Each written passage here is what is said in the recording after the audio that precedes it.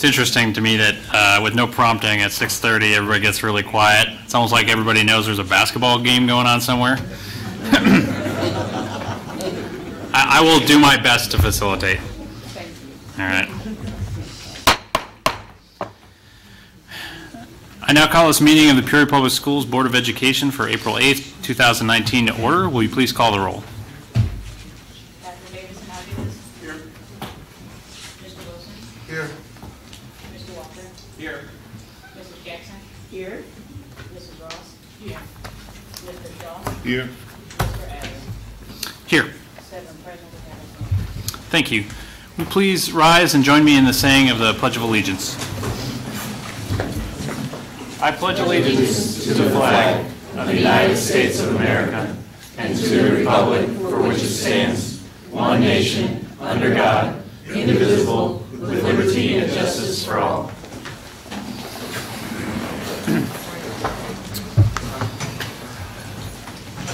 All right, before we get started tonight, I wanted to recognize a couple of our schools who've done a nice job of decorating our bulletin boards up here.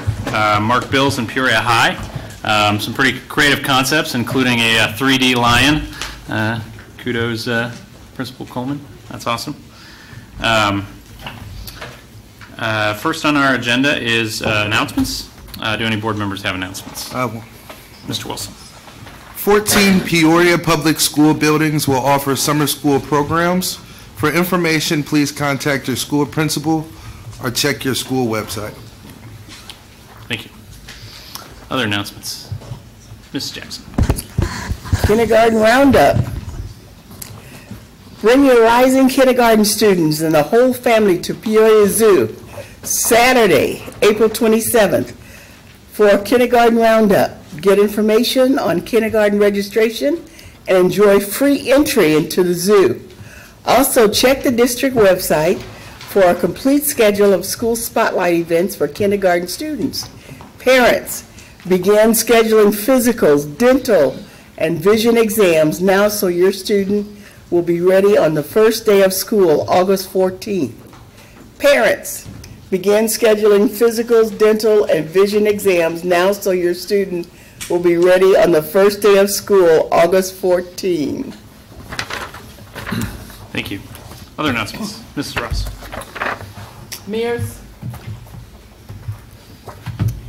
Mayor's Summer Work Program.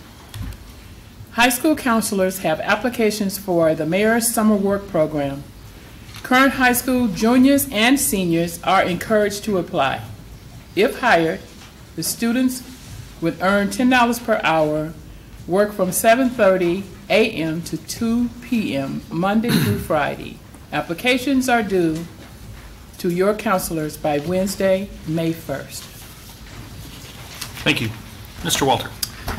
It's getting that time. Looking ahead, PPS high school graduation ceremonies will be held on Saturday, May 18th at the Bradley University Renaissance Coliseum. Peoria High School commencement will be at 10 a.m. Manuel Academy commencement will be at 2 p.m. Richwoods High School commencement will be at 7 p.m. Thank you. Dr. Davis-Aviles. I defer. Thank you, Dr. B. I work with amazing staff every day. I know we have some teachers last week who were recognized by Kiwanis, and this coming week, middle school teachers will be recognized on our agenda tonight. We have a 2019 Golden Apple Leadership Award recipient in Mrs. Malahi, principal of Lindbergh Middle School. But I would love to, and it's nice when outsiders are recognizing our educators and Peoria Public Schools, individuals who are working day in and day out. So I have an announcement. Congratulations, Richwoods High School Principal Brett Elliott, on being named Illinois Journalism Education Association Administrator of the Year. It's IJEA, Administrator of the Year. The award was announced by Richwood students in the broadcasting program, and the yearbook staff, the Shield newspaper staff, and Richwood's media advisor, Dan Kearns. Since 1995, the IJEA has honored administrators who, for the following reasons. They've demonstrated commitments to scholastic journalism and a free press, recognizes an outstanding performance in student media, and also cultivates and maintains positive working relations with student journalists and their advisor. So the IJE Award Committee noted that Mr. Elliott provides a nurturing environment for student growth for all students in all endeavors, from athletics, academics, to extracurricular activities. He allows the print and broadcast students the freedom with responsibility to be the best they can be. Mr. Elliott will receive his award in June at the Illinois Press Association headquarters in Springfield. So kudos to Mr. Elliott and all of his amazing kids and staff. Congratulations, Mr. Elliott.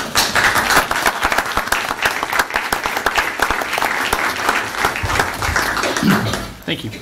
Dr. B. Yeah. Felicitaciones al señor Elliott. Pues, buenas tardes, bienvenidos, good afternoon, welcome everyone. PHS Motown Review. Peoria High School presenta la quinta edición anual de música Motown Music Review el jueves, el 24 de abril. Los boletos cuestan $5. It's a bargain. Y los ingresos apoyan el programa de arte de Peoria High School. Para boletos, por favor, contacte la oficina de Peoria High School. Peoria Motown Review. Peoria High School presents a 5th annual Motown Music Review on Thursday, April 24th. Tickets are $5, and proceeds support Peoria High School's art programs. For tickets, please contact the Peoria High School office. I have one more. Cambios de clases de escuela secundaria, high school class changes for 2019-2020. Las clases de las escuelas secundarias para 2019 y 2020 deben realizarse este viernes, el 12 de abril. Padres, por favor, verifiquen el horario de clases que se envió por correo. High school class changes for 2019-2020. High school class changes for 2019-2020 must be made by this coming Friday, April 12th. Parents, please check the class schedule mailed home. Thank you. Mr. Shaw. All right. Manual supporters are invited to the 5th Annual Remi Awards, live from 5th Avenue, Wednesday, April 10th at 6 p.m. in the Manual Auditorium. The event will showcase the many talents of Manual Academy students with performances by a student house band, spoken word performances, tumbling exhibition, fashion show, and much more. And also we want to recognize the 13 students from Peoria High and the 7 students from Richwoods that worked as election judges in last week's election. Peoria County Election Commission commended the students afterward, noting that many residents and experienced election judges complimented the students on their ability to process voters quickly. Thank you. Very good. And finally, Peoria Public Schools spring break will begin next Monday, April 15th, and school will resume on Tuesday, April 23rd. School board, specifically this one, will resume Monday, April 22nd. And our administrative offices here will be closed on Friday, April 19th. All right, so that's it for announcements. Next up is our Community Contribution Award. I'd like to call forward Dr. Ikujaku to announce this week's recipient.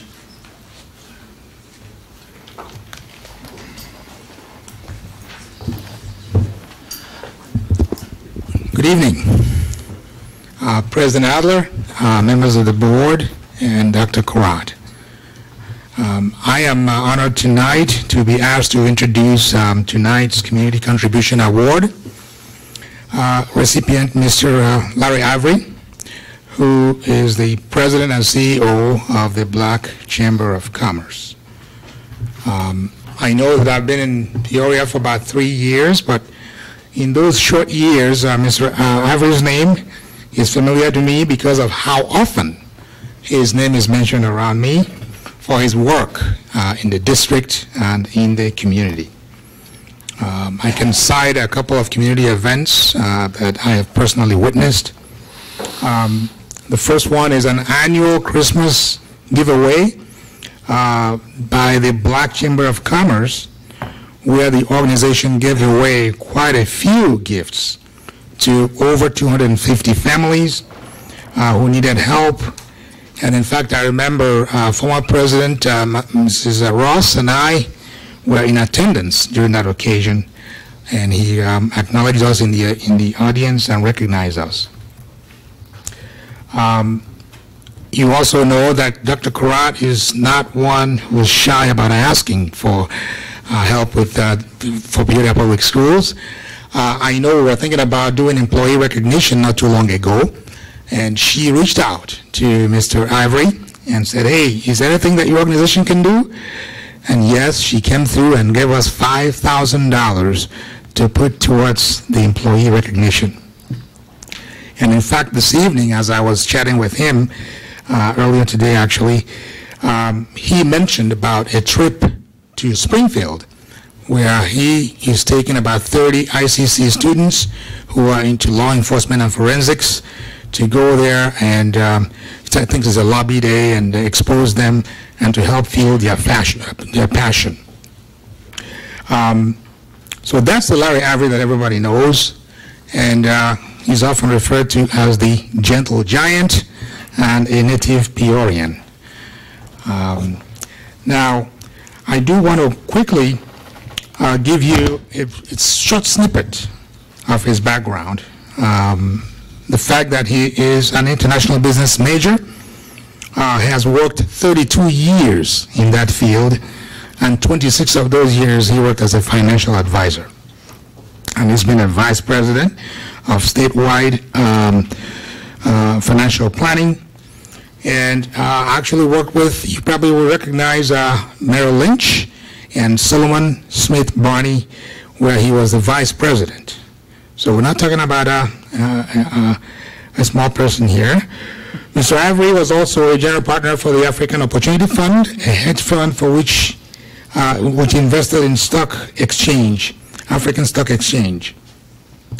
He is also a member of several organizations, which we're not going to go through them. He remains active in the local community, statewide, and in fact, international as well. The last time I counted his membership in organizations, I counted over 20 of them. I just want to mention quite a couple. Of course, the National Black Chamber of Commerce.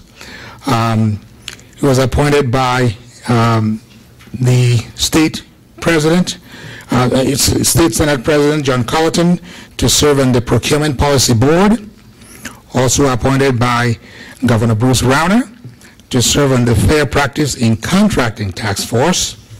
Appointed by the governor also to serve in the Business Enterprise Council for Central Management. Appointed by Mayor G. Martis to serve in the Peoria Race Relations Commission. His awards are endless. So I don't want to go on and on, because the hour will be late by the time I finish. So without further ado, I want to bring up to the podium the Honorable, if I could use that, Mr. Larry D. Ivory.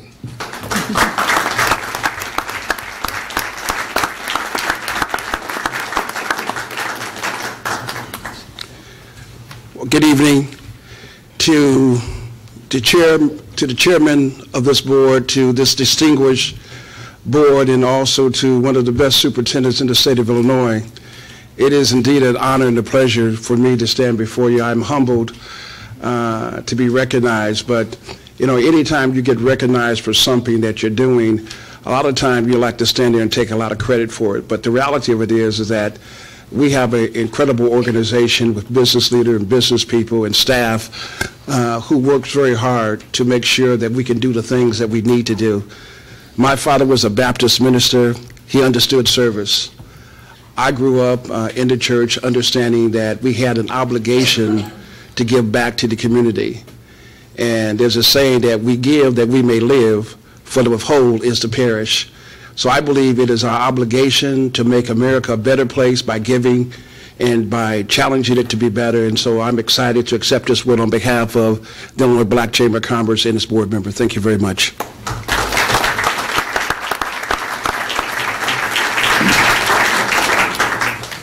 Thank you, Mr. Ivory, and please accept this small token of our appreciation.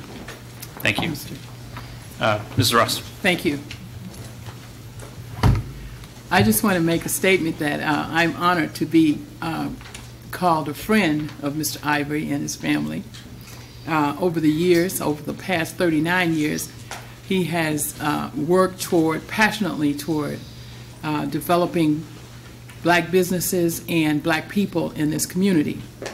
And through it all, you know, he has maybe lost a lot of favor with some people, but he took a licking and kept on clicking and making things better for black people. But the chamber has been really the forerunners for promoting black business in this community. And I just want to say that I'm really honored to be a part of that for that many years, trying to help promote the black business in this community. Thank you. Mrs. Jackson. Thank you. I'd like to say thank you, Larry. I've known Larry. In fact, I knew his father before Larry. But, you know, we always think about Larry, but we forget he has a lovely, active, really busy wife, and I'd like for us to honor her because he can't do what he does without her. So I'd like for her to stand up so we can see the last three wheels on that car. So. Jackie. Janice doesn't want to stand. She's not going to stand. That's all right. We know who you are. All right. He has other family members with him today, too. Yeah, so we appreciate you, Mr. Ivory, and all of your family members that support you and all your endeavors and your partnership with the school district. Thank you. Moving along, for the student showcase, I'd like to bring forward Mr. Welsh to talk about some great achievements for Manuel Academy. Well, good evening, Board President Adler, Superintendent Karat, members of the Board of Education. Tonight I am extremely honored to introduce to you tonight Ms. Tyra Johnson. Tyra is a Manuel Academy senior who recently earned 5th place in prose at the Illinois State Speech and Debate State Tournament. As a result, Tyra was invited to the National Qualifier Tournament in Bloomington, and based on her performance there, she earned yet another invite, this time to the National Speech and Debate Tournament in Dallas, which will be held this summer in June. Tyra is going to perform for us tonight a short excerpt from one of her recent performances entitled Dear Black Girl by Ebony Stewart.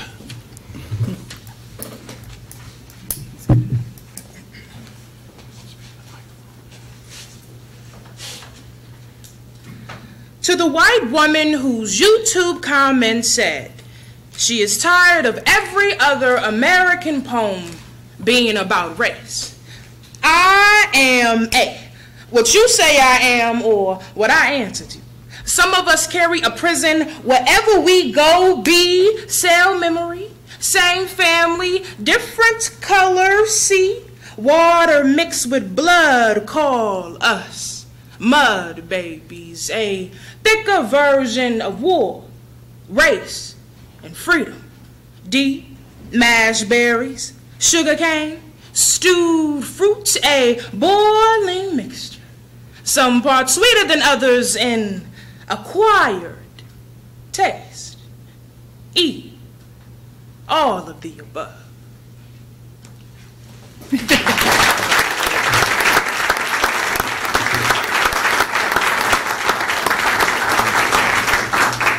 So Tyra, on behalf of Peoria Public School Board of Education, Superintendent Karat, I want to award you with this medallion on your incredible achievement. I also want to recognize in the front row, we have Tyra's mom, Mother Kimberly Johnson. So congratulations, Mom.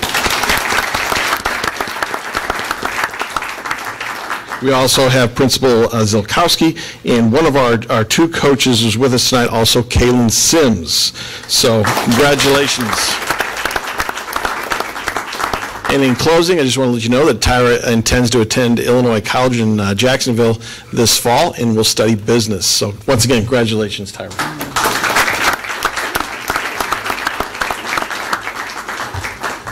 Well, tonight I also get to introduce to you the 2018-19 Manuel High School basketball team who finished the year 19-13, placing 4th place in the 3A state tournament. The Rams played one of the toughest schedules in the state, as they always do. Manuel was in the Thanksgiving tournament at Springfield Lamphere, where they played the likes of Chicago Curry, East St. Louis, and Chicago Orr. At the Christmas tournament, Manuel played in the prestigious Pontiac tournament, which fields always the most difficult, challenging teams in the state. By the middle of January, the young team had started to put it together defensively, and they began to resemble some of the strongest Manuel basketball teams in the past eras. Manuel played very, very tough in the Big 12, won 7 of its last 10 games, including a victory over the 4A state-ranked Moline. In the postseason, Manuel defeated a tough and veteran team in Metamora, won the regional. In the Peoria sectional, the Rams defeated Peoria Notre Dame in one of the best played sectional championships in recent history. At the state tournament, the Rams fought hard but came up short to the eventual state champions, East St. Louis. Please welcome to the podium head coach Willie Coleman, who will speak about his season, then introduce his assistant coaches and a few of our student athletes that are with us tonight as well. Willie?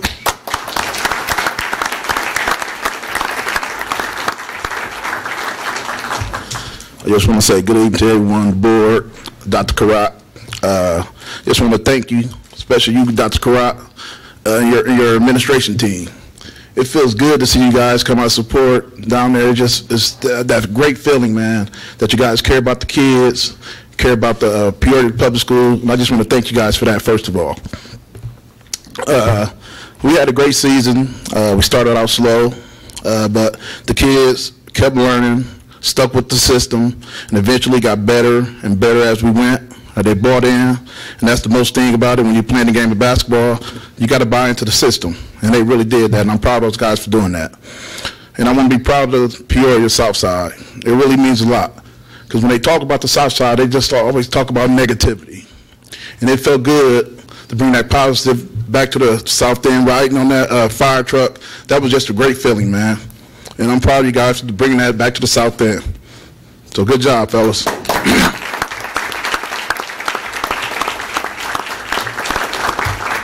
First of all, I couldn't have done it by myself. I got great assistant coaches. And first of all, I want to introduce one of my assistant coaches, which is Stan Hangen.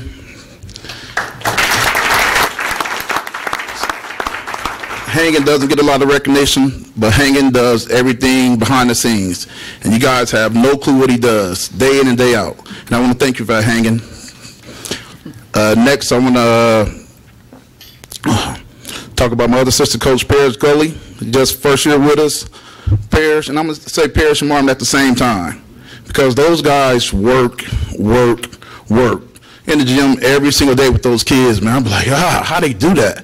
But being around, you need those young guys to be in that gym, work with the kids, and they do a great job building relationship with the kids, showing the kids what they're doing wrong. And I appreciate that out of both you guys, Parrish and Marvin, man. Y'all do a great job, and I couldn't do it without y'all, man. From the bottom of my heart, man. And now I want to call up most of our players. Some of them playing baseball, and some of them got AAU practices. So a lot of them not here to show up. We do got 2 seniors that showed up. First, I want to mention Briante Boyce, one of my seniors, been with me for 4 years. Come up, Briante.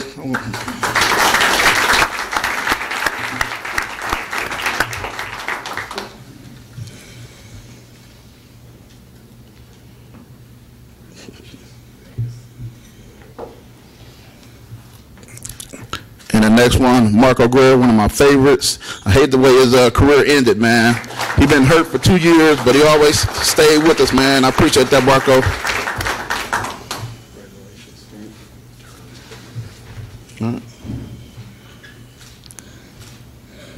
like I said, I just want to thank Peoria Public Schools, thank the city of Peoria, and thanks for acknowledging us. Appreciate it.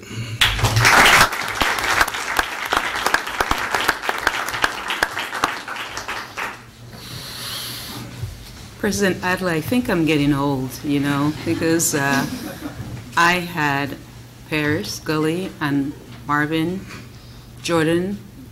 I was their high school principal, and we went, you guys took a state, right? I think I have a second place medal, right? We should have gotten that first place medal, but we won't go there.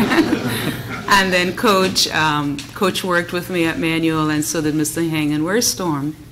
Baseball. He's baseball, okay. So we're just really proud of the entire team, and Coach, you did an amazing job. The team just surpassed everybody's expectation.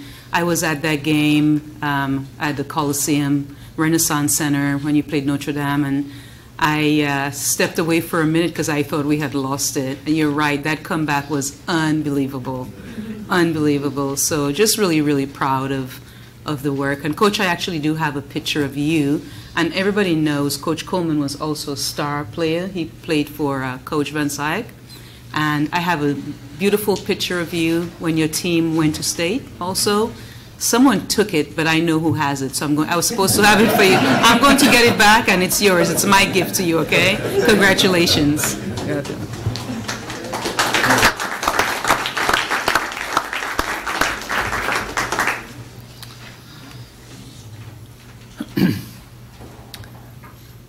I see Dr. Bell moving. Come on forward. Ready? All right.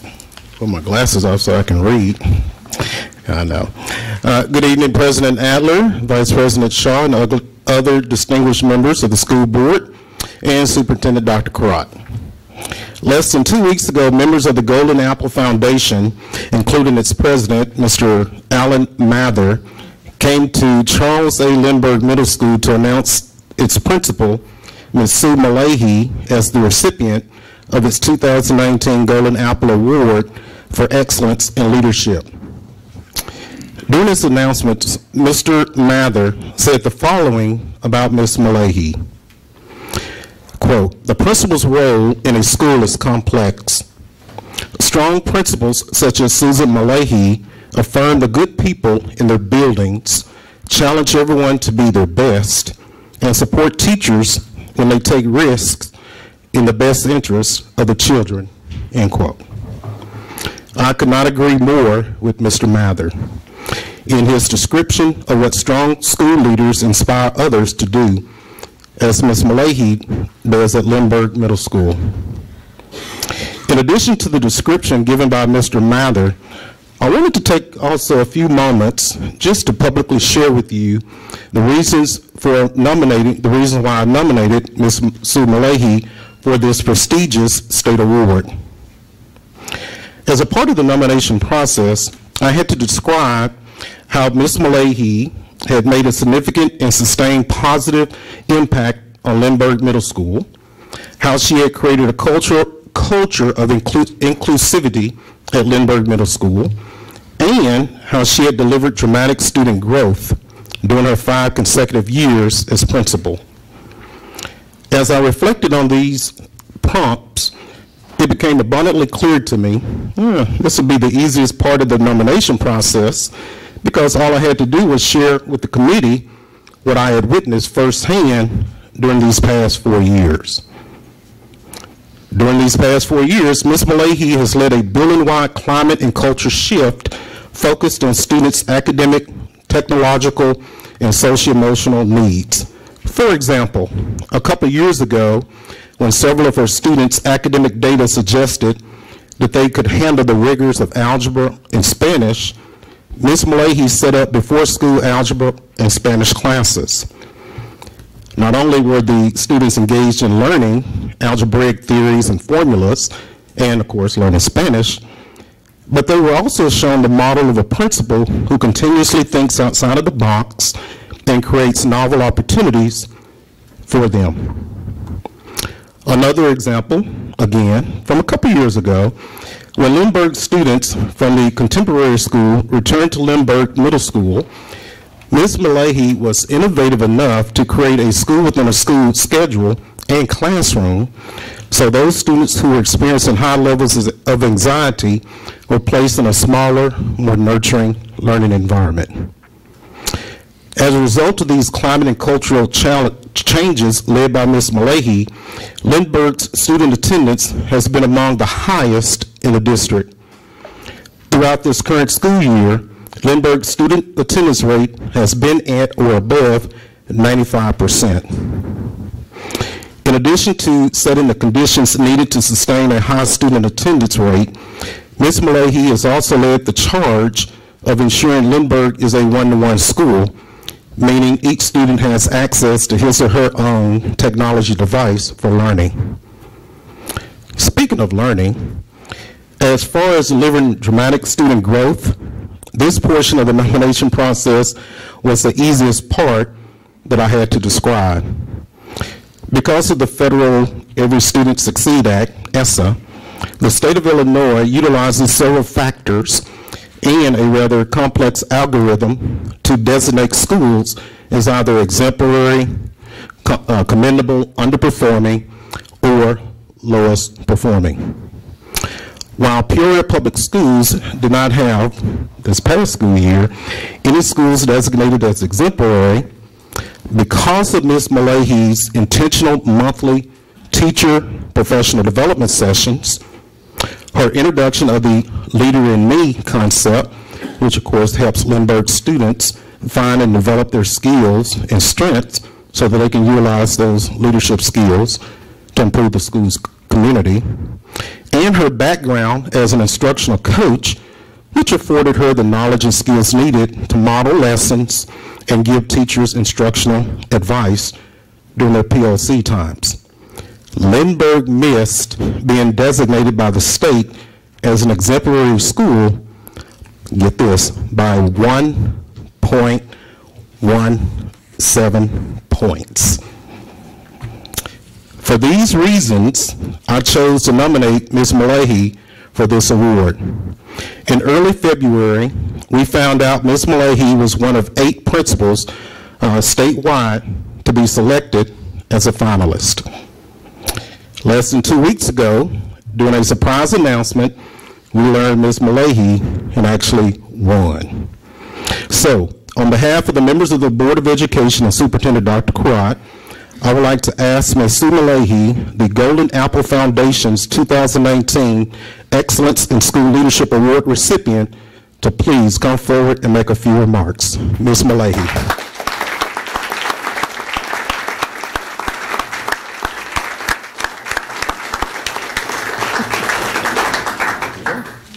Thank you, Dr. Bell, and thank you, Dr. Carrot, for your role in getting me out here so they could plan the surprise. It was just definitely very, very much overwhelmed by the excitement, and I am very, very appreciative of Dr. Bell and his nomination, as well as many people who also supported me throughout the nomination process. They come and spend the day and interview students, staff, community members, parents, anyone who wanted to speak to them. And so I know that I really appreciate everybody's support, and I am definitely looking forward to continuing my professional development, the professional development of Lindbergh staff, and also future educators through Golden Apple. So thank you so very much.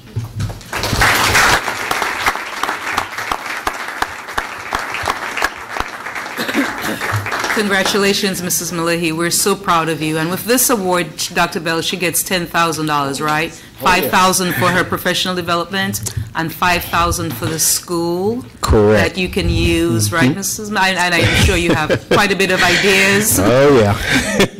Yeah, $10,000. And I think you do a summer stint there at NIU, if I'm not mistaken. Yes, a lot of it is for teacher development. Mm-hmm. So I'll be a part of that program. Yeah. Can you also take good notes and share? I'd be definitely excited about here. Thank you, thank you, All thank right. you, thank you. Well deserved. Yes. All right. Thank you. Great job, Dr. Bell. Okay, next up is Dr. Karat with most improved attendance for March. Oh, it's me. Thank you, President Adler. I will be brief, but we have 3 amazing administrators within our presence. I'll ask Manuel, Mrs. Zilkowski, Washington Gifted, Mr. P, Mr. Poles, and Calvin Coolidge's principal, Mr. Swanston, to all come up to the podium. Attendance, we're going to recognize our most improved attendance. That is so important. Our kids must come to school every day in order for us to be able to have an impact on them.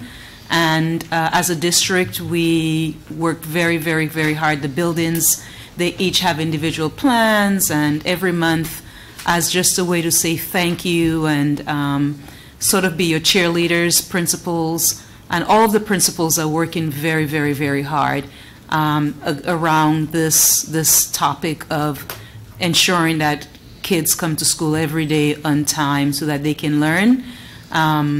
We sort of look at our data on a monthly basis and identify the schools that are in the top 3 spots, first place, second place, and third place.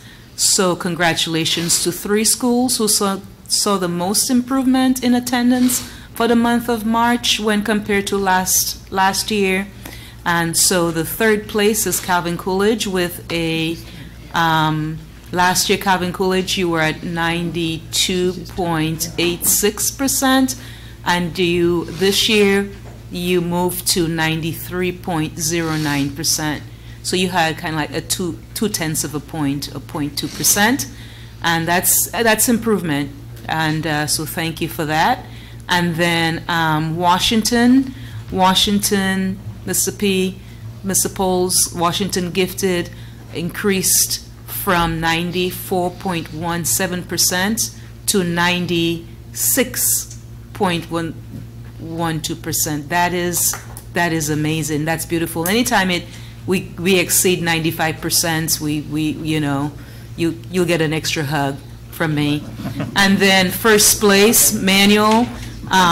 Manuel had a 78.59% last March, and this past March 2019, they moved up 80.81%, so they saw a 2.22 increase. So the first place saw 2%, second place saw 1.9%, and third place saw 0.2%. So congratulations to Manuel. Manuel, you have gotten this award three times in a row, and also you received the second place award. So I will bring your bragging, your little banner, which it's your bragging rights amongst your peers.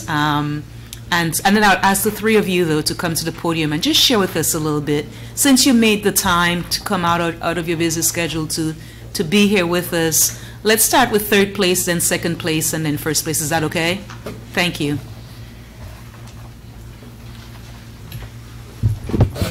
Oh, boy. Good evening. Thank you for the opportunity to speak up here, Dr. Karat, President Adler, and the board. Our kids are really important to us, and we need them there every day. So my staff works hard to make those relationships and make those phone calls to parents and find opportunity for them to be there. We try to make it fun. There's incentives and free dress days, and for a perfect attendance in classrooms.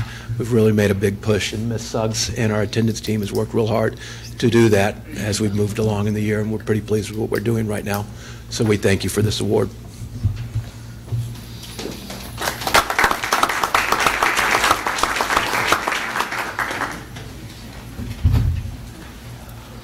Again, thank you, Dr. Karat, President Adler, and the rest of the board, too. And again, I'd have to echo some of the things that Mr. Swanson said, but I do need to mention that our staff makes engagement part of everything they do. One of the common things that they mention is simply, what do we need to do? We have in our meetings, too, we look at the data on the kids, but we make the data into real things. Last week, for instance, we finished our exploratory program with our stakeholders, and the kids talk about why they want to be there. They want to be there. And the final piece is that our staff works very hard at making those connections with kids. When they're not there, we know it. Our small village takes that into account, and we find out why they're not there, and we get them back there. So again, just to echo what we've heard already, we have to have the kids. They're the reason we do what we do. So thank you very much for all the things you do for our kids, too.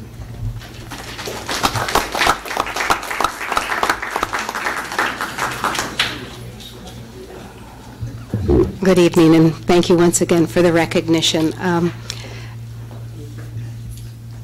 I do need to say that we work as a team, and one of the leads on the team is sitting right there, Mr. Hangen. He goes above and beyond to help reach out to the students, figure out why they're not coming to school, and then bring them back in.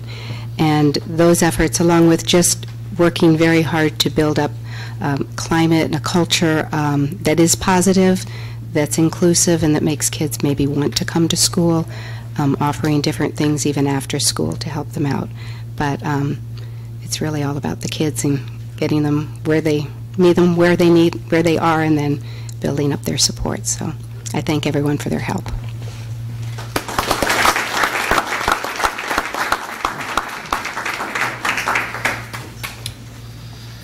All right, great. Dr. Kay, are you going to recognize the 95% Club? Oh, yeah. Thank you. Thank you, President Adler. And actually, this is one of my favorite recognition. We also have to give special kudos to a 95% club of schools that have achieved 95% or higher attendance for the month of March. And these schools are, as we mentioned, Washington gifted, Lindbergh, and Keller, and Northmore. So thank you, sir.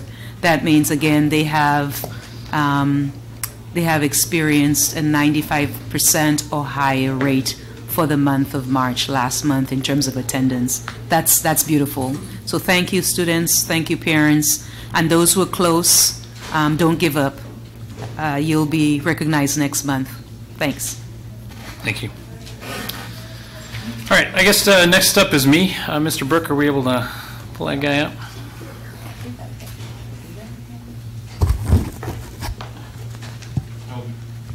I will be quick, I promise.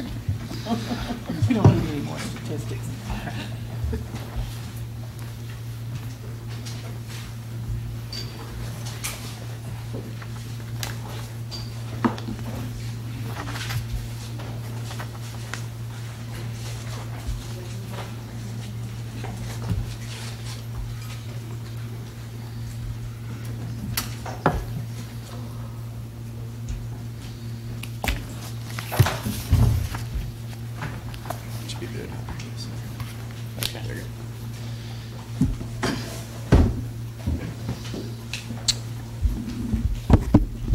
All right.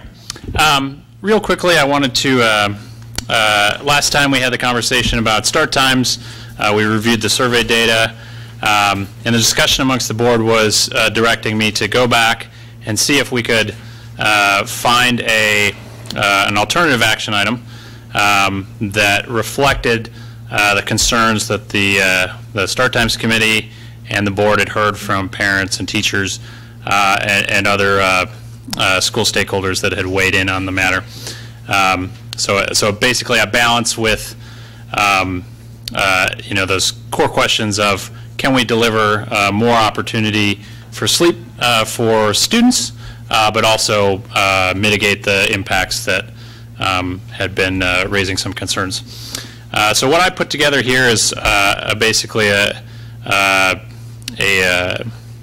30-minute shift, which was the highest vote-getting alternative start time from the school survey, from the school start time survey, with a delayed implementation. So basically, we wouldn't change anything to the start times this coming school year, but we would take that year to work on the detailed implementation and then change in the following school year. So in your packets, and what I shared with you last week is basically this, that simple action item, and including some recommendations to the administration on a support plan. How do we get families that have said, hey, we have a we're going to have an impact from this. How do we get them and bring them along? Oh, shoot. Okay, there's a little less on this one than I had in my original. My apologies there. But for the board and for the public, we had outlined several opportunities for supporting families that maybe they need before care options, looking at the opportunity to offer a half an hour of free before school, looking at the opportunity to explore other flexible options. I know Mr. Adkinsutro had talked about, well, maybe there isn't a one-size-fits-all answer for start times. You know, that delayed implementation gives us the opportunity to kind of look a little bit deeper on those opportunities.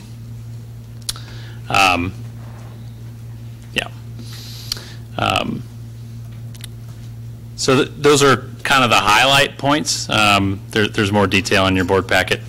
But does anybody have any questions about what's in the action item and before us tonight, Mrs. Ross? Not in the action item, but in your thinking as you plan this. Okay, not necessarily in the action item, but it's kind of like the state, you know, they give us all these mandates, but they don't give us any money to go with it. So what kind of funds or staff time or will it take? Do you anticipate it taking to do these kinds of studies, so to speak, to find out, you know, about what it's going to cost and before and after, that kind of thing? I mean, have you thought about that? You're saying the committee work or the actual well, not the committee. supports? It's going to have to take a staff. The staff people are going to have to make this next phase. Do you agree? Yeah, I mean, implementation is all about our staff working to make the plan successful. Okay, I was just wondering, how much money do you think it's going to take? What kind of funds do you think it's going to take to be able to roll this out? And one person, I don't know, maybe more than one, talked about how do we re-educate parents? Is that part of what you're talking about doing within this initiative? Correct. And there, I apologize. There's 6 bullets, I believe, in there. Communication plan is, I don't know, probably the most important one, because as a number of stakeholders have made sure that we don't forget, is that there's always an opportunity to lose quality and quantity of sleep, even with a change in the schedule.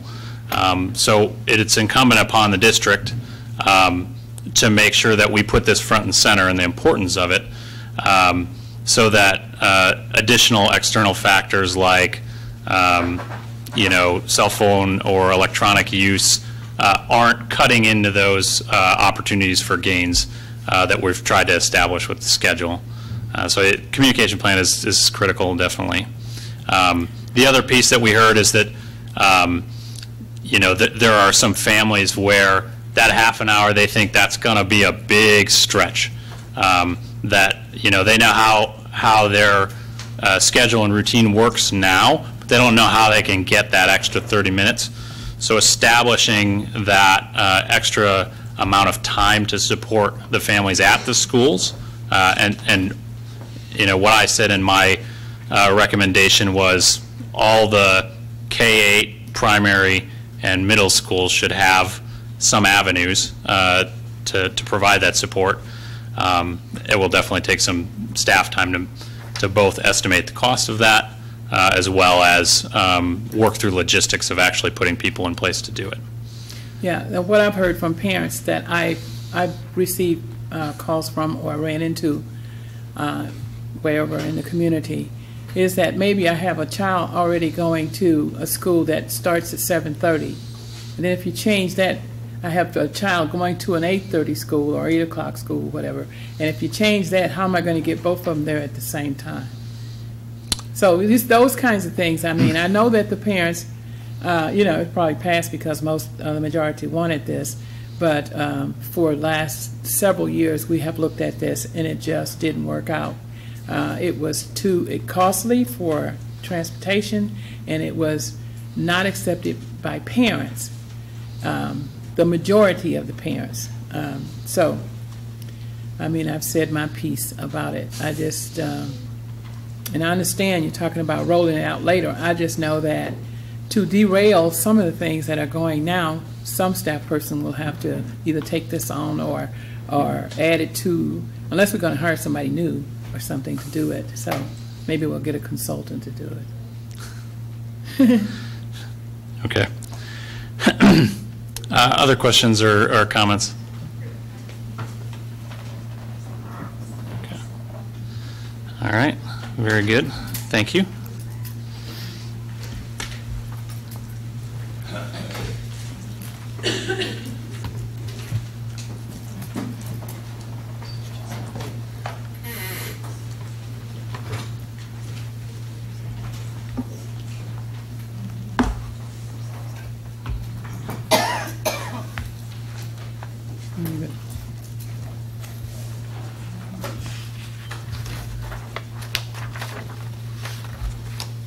Daphne, you could have left it off. Got another one. Presentation. Could have left the lights off. We have presentations by audience first. Oh, okay. So next we'll move on to presentations by audience. Obviously, school district our size, the complexity of topics that we talk about, public feedback's critical. As I've mentioned several times before, we have rules posted on our website as well as by the public comment box. Most speakers at this point are pretty familiar with them. We just ask that you maintain the 5 minutes to respect everyone's time, and also if you are to apply criticism, please go ahead and make it constructive, and we'll try and work on it. So first up is Ms. Lauren Wolfe.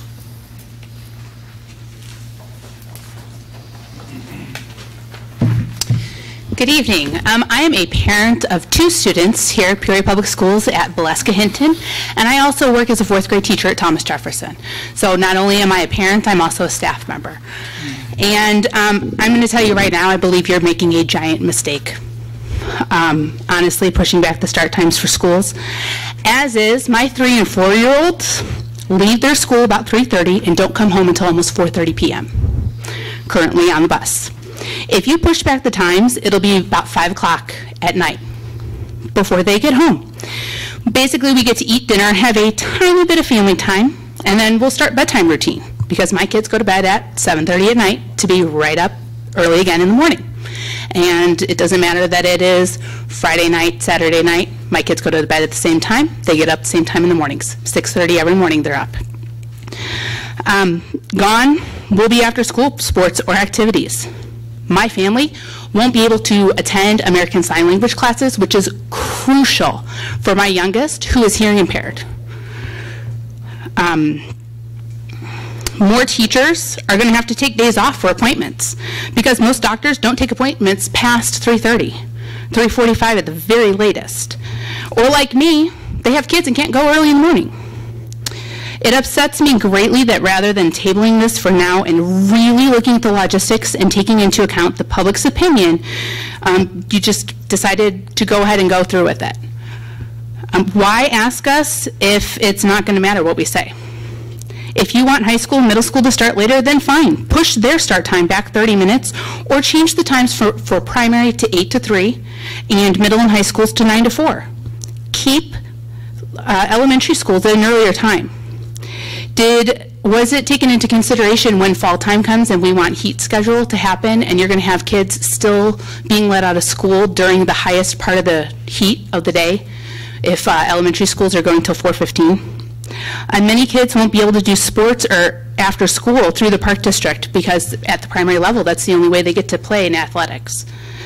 And parents who work early shifts are going to have to find babysitters for the little ones until the buses come to get them. As is, the bus has to come pick my kids up at school because I can't be there for them. I can't be out at my bus time at 8:05. They come to my school instead. I'm not sure how pushing times back is going to save money for transportation when you're running the same routes just 30 minutes later. And honestly, research shows that little ones fare better early on in the day. Dr. Kayla Wallstrom did a study on elementary start times for Minneapolis public schools and found that in elementary schools that started later, teachers found shorter morning work times did not work for their students, and students were more often disengaged in the afternoons, fatigued, and they had higher behavior problems. The elementary schools that had start times at earlier times, because they did this in 3 different stages and tested it at 3 different times just to see which worked best. The early start times reported high energy levels with students, more engagement, less behavioral issues, and students were more alert and ready to learn. What's good for one grade level isn't necessarily good for all, and I'm imploring you to take a step back and listen to what the public voiced in the surveys that they did not support changing the start times. I think you need to find good research to back up your reasonings for the time changes this summer, come up with a solid plan with teachers and parents together, and then bring this back to a vote in the fall when all of the options have been looked at. Please, I'm imploring you, table it, come back to it in the fall. Thank you. Thank you. Next up, Jeff Adkins-Dutrow. Good evening. Jeff Adkins-Dutrow, President of the Peoria Federation of Teachers. I'd like to reiterate as well, with the Start Time Committee, the sleep research was presented as fact, and you charged the committee with presenting the research, surveying the parents, students, and teachers, and you did present a few options, none of which was deemed better than what we currently have or do. However, the recommendation tonight is to move forward with one of the recommendations that was shot down for the 2021 school year. And please understand, I'm not making a research argument here, I'm making a process argument. You asked the committee to gather stakeholder feedback, and now you're going against that feedback, and that kills credibility. There were options not considered by the committee that I think could be and should be considered. I agree with you that summer would be a good time to do that. Feedback says that none of the options presented are better than what we currently have, and I think that begs the question, is there an option out there that stakeholders would consider better than what we currently have? For example, piloting the staggered schedules at some more schools. It works successfully at the schools we have. Schedules that include PLCs for all teachers. Maybe we do some personalization by school and make the schools different. Anyway, if you could individually discuss your thoughts regarding the process and how it did or didn't impact your vote tonight, we would appreciate it. Secondly, with the arts, we did create a district art committee during negotiations. There was some question about the status of the arts the last meeting. And this committee was to look at improving staffing and how we move art staff around and to help rebuild the arts in Peoria Public Schools. And this year we went from potential cuts in the arts, from arts being filler, so schedules work out right, to arts being a priority, with the goal of having art and music in every building in the district. And I am proud to say we are nearly there. One school that sticks out in my opinion like a sore thumb is Roosevelt, where K4 music, they had it last year, and they're slated to not have it this coming year. And that means nearly 400 elementary school students would go without music, and that's our arts magnet school. 85% of those 400 would feed directly into the 5-8 performing arts program. Thirdly, we are still wondering the principal shift. If someone could speak to that, why so many were shifted, what's the justification, and in your opinion, do you think our system can support such large-scale change?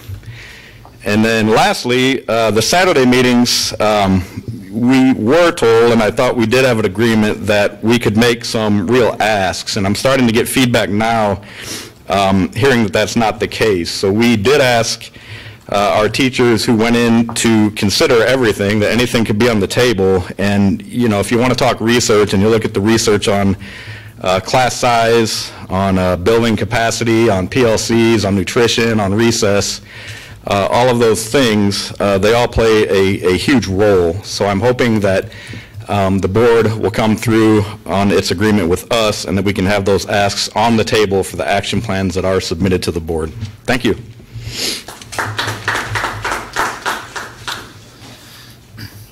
Thank you. Next up, Sandy Junguris.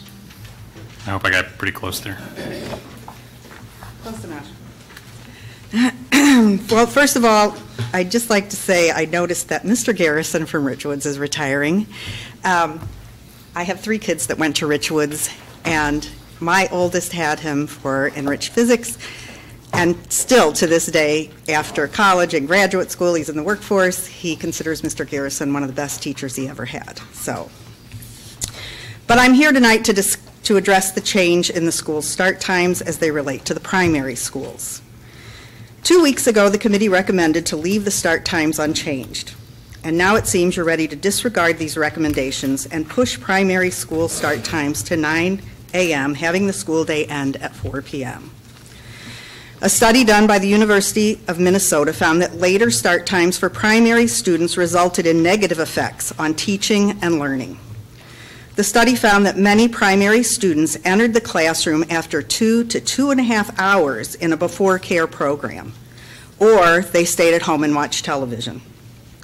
The faculty and staff in this study determined a later start time had no apparent benefits for primary age children.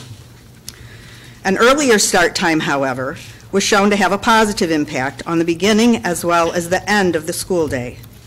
By mid-afternoon, primary children are tired and they're unable to focus on learning.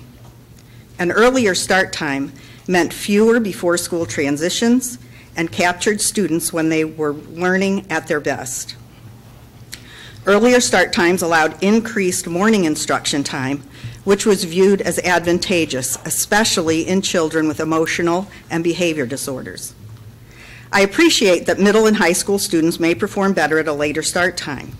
However, studies show that the same does not hold true for the primary student.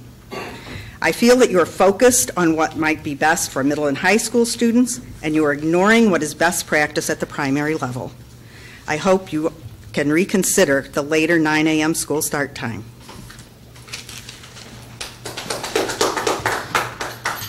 Thank you. Ms. Sharon Cruz.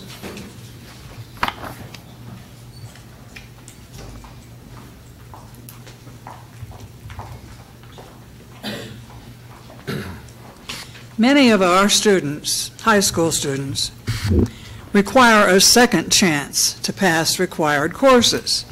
Since 2003, that second chance, offered only in summer school, has not been offered to students who need to retake failed courses and/or to raise their grade point averages.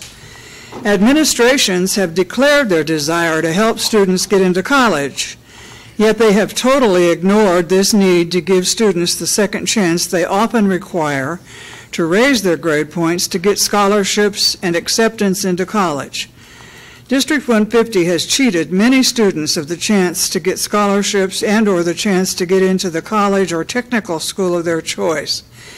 A failure in any course lowers a student's cumulative average. Clearly, the self-interest of several administrations has raised the graduation rate by any means necessary to make the district and the administration look good. The farce called credit recovery has been the primary means of issuing diplomas. Lowering standards and inflating grades did not and will not make students college or job ready or even feel ready. However, the district does not record the success of failure of its graduates, so only the parents, the graduates, the colleges, and the workplaces, and probably the state, know about the district's failure to prepare some students for the future. Of course, there are a significant number of students in our schools to be in advanced classes and to earn grades for which the district can be proud. However, transparency should force you to admit that there are many who have needed the second chance that you continue to withhold. Credit recovery is totally insufficient for several reasons.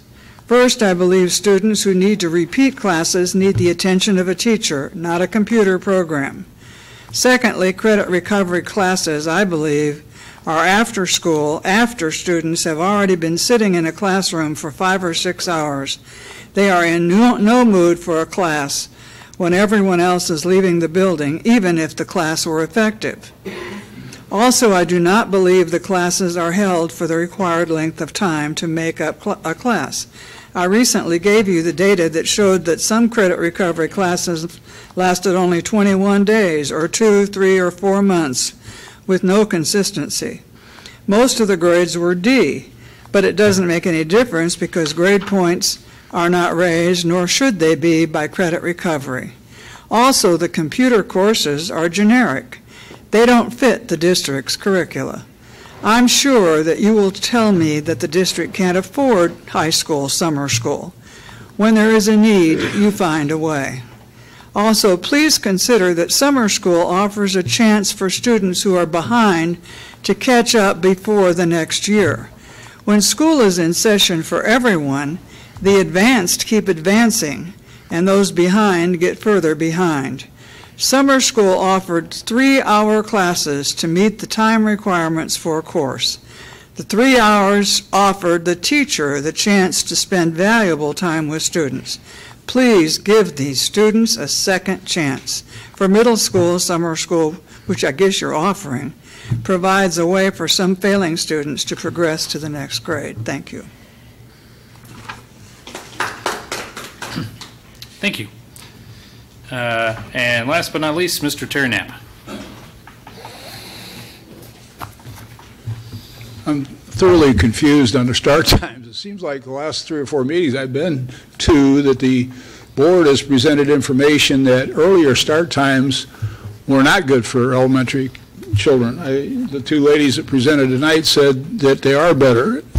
Maybe I'm confused, but I want to mention for 30 or 40 years in this district, the start time for high school was 8 o'clock. Start time for elementary school was 9 o'clock. I mean, I've not heard that option mentioned, but that seems to answer a lot of the questions about being on the bus stops at dark and freezing. And I mean, at 9 o'clock seems like elementary kids are better off to be put on the bus. I understand what you ladies were saying. I don't mean to take issue with that, but the information is kind of ambiguous to me.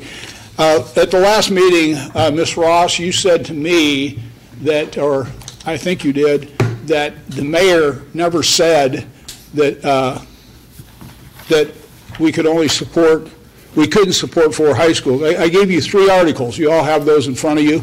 The first article is January 29th of 2009, and it says, Peoria can't support 4 high schools. Mayor suggests the future of the city may depend on the school board's decision. And in the first paragraph is the only one I'll read to you from this article. It says, Peoria, Mayor Jim Ardis told a crowd of 600 people on Wednesday, State of the City address, that Peoria can't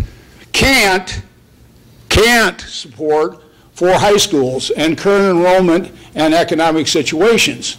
I might say, notice he didn't say 5 high schools.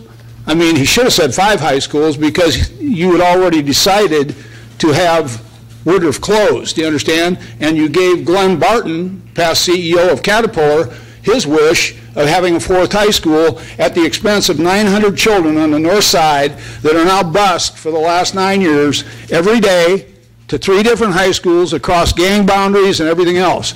You've ruined those kids on the north side. Just take that in consideration. The second one I want to refer to is, it says cuts at the top. If you want to look at that one and open to the second page of that article, it says, Mayor Ardis struck a much less optimistic note, reiterating comments made at State of the City address that Peoria can't support 4 high schools. And he says, frankly, the issues in District 150 are dragging the city down. I think that was a cheap shot. I take exception to Mr. Ardis. I don't think the district's ever, well, maybe with the 10 years that Lathan was here, or 9 years or 8 years, she took it down. But the rest of the people I know here didn't take it down. She and her board took it down. I might mention that the mayor didn't offer up any of the $90 million from the riverboat that was passed on the backs of kids in education. He's not giving you one nickel. And not one of you has publicly said or told the Journal-Star to write an article about the $90 million that was passed on the backs of kids in education, and you've not got a penny of it. Plus all the deals, the special things they have where they set aside zones in Peoria that you don't get any tax money from. The city has screwed this school district, in my estimation, period. Point blank, amen. End of statement. I might mention also that in the case of the Woodruff kids, being displaced, we give Glen Barton Quest High School. That's just a fact. Caterpillar wanted it, Chamber wanted it, they got it. Just like Edison. They had Edison for 11 years. The district had $60 million in the bank when Edison came here. 10 years later, they had they were in debt. They were in deficit spending. And that's because $40 million went to the Edison schools. That's a fact. I was president during that time. They got $17 million to the company, and they got another, the teachers all got an extra hour for, 10 years. They also got 2 weeks in the summer, and they got paid for it. And they never produced test scores. It was a joke. And that's just the way it is. Going back to what I said about my trip over to Edison for the little deal where the CFO over there and the chairman of the board said point blank that their biggest problem was the kids coming from K through 4 could not ever be caught up, period. That's what they said. Ms. Jenkins was there. I had a discussion with her before the meeting. She was there. She heard it. You can ask her about it. The pamphlet that they put out on safety, in their own pamphlet, it said 25% of the kids felt unsafe in the hallway and 20% felt unsafe in the classroom. And it goes on and on. I'll finish next time. Thank you. Thank you. Any responses to audience presentations? Dr. Crutt?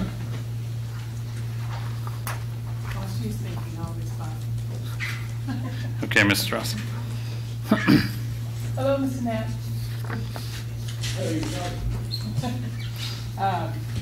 Can't hear because I have my thing off. Sometimes I remember now that I've gotten older that sometimes I forget. Okay, I think we all forget. But if you remember correctly, we never talked about the mayor not supporting for high schools. You brought up the fact that the mayor chose a charter school. And I said the mayor didn't have anything to do with choosing a charter school, that we as a board voted on accepting the charter school. That's what I was going to do. And make sure you get that. All right. Make sure you get it. I will. Okay.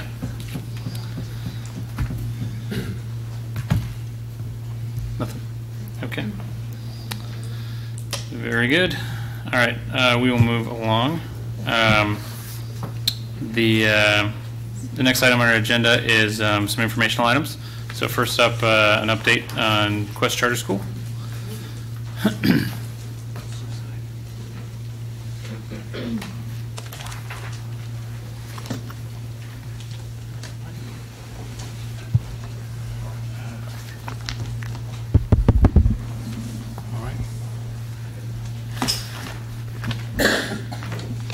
Hello, good evening.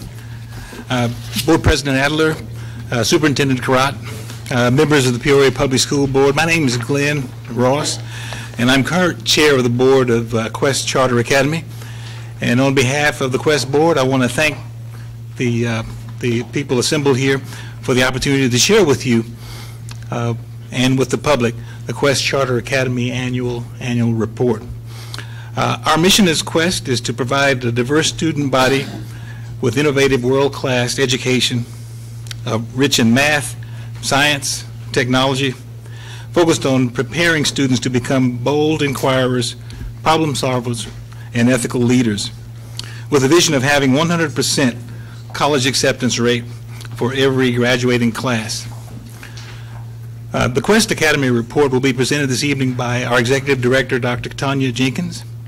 Many of you know Dr. Jenkins. She is a lifelong educator with an in-depth knowledge of school culture and urban students. In addition to the metrics and statistics that will be presented by Dr. Jenkins, I want to draw your attention to some of the methods and supporting elements that have been put in place at Quest in order to enhance academic growth and achievement. Number one of these items includes our focus on science, technology, engineering, art, and mathematics, where in addition to the stimulating classroom experiences, our students actively participate in outside school learning experiences with Quest Academy, with Quest community partners. These include internships, job shadowing, arts experiences, and many others, all aimed at providing experiential learning, especially in the areas of critical thinking, problem solving, creativity, and collaboration.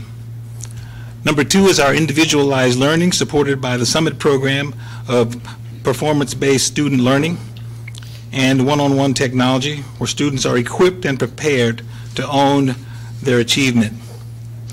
And third, as you know, as you review the annual report, our annual report, please note the clear trend that is shown, that shows no matter what an academic level a student enters Quest, the longer they stay with Quest, the better they do in terms of academic growth.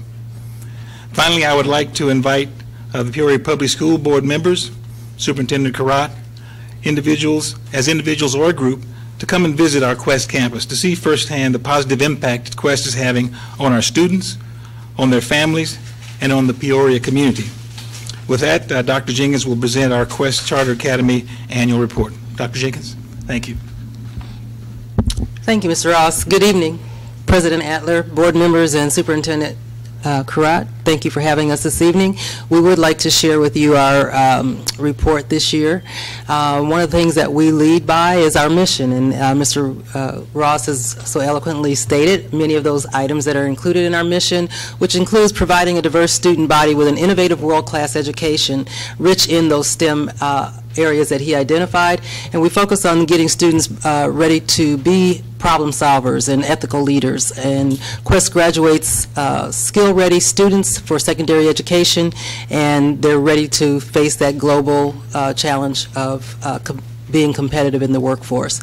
And our vision is always to make sure that Academy students have 100% college acceptance rates into their schools of choices. So one of the things we want to take a look at first is our demographics, and you can see right up front that our biggest population is our African American population. You can see next in line then we have our Hispanic students. We also have multiracial students, and then Caucasian students mixed in with American Indian and Pacific Islanders. You can also see that we have 67% free and reduced student population. 6.9% of our students have IEPs, and you can see the breakdown there from the high school to the middle school. And then if you're looking at just girls to boy ratios, you can see that to the far right on the bottom there, that we're pretty evenly balanced.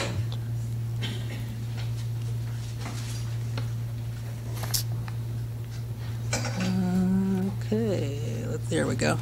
So one of the things that we're always taking a look at and keeping a careful watch on is our target of enrollment. And so our enrollment is supposed to be right at 600, and you can see at the various quarters where we fall, and that's typical for mobility rates, people moving in and out. Also, you're going to have some numbers there that where we just didn't start the year off right at 600. So those are our numbers to date, and we had our last enrollment count, I believe, Friday on the 5th. One of the things that keeps us very focused is our financial big rocks, and this hasn't changed. This stays consistent. You can see the pieces that we continue to look at as we just mentioned, our enrollment numbers.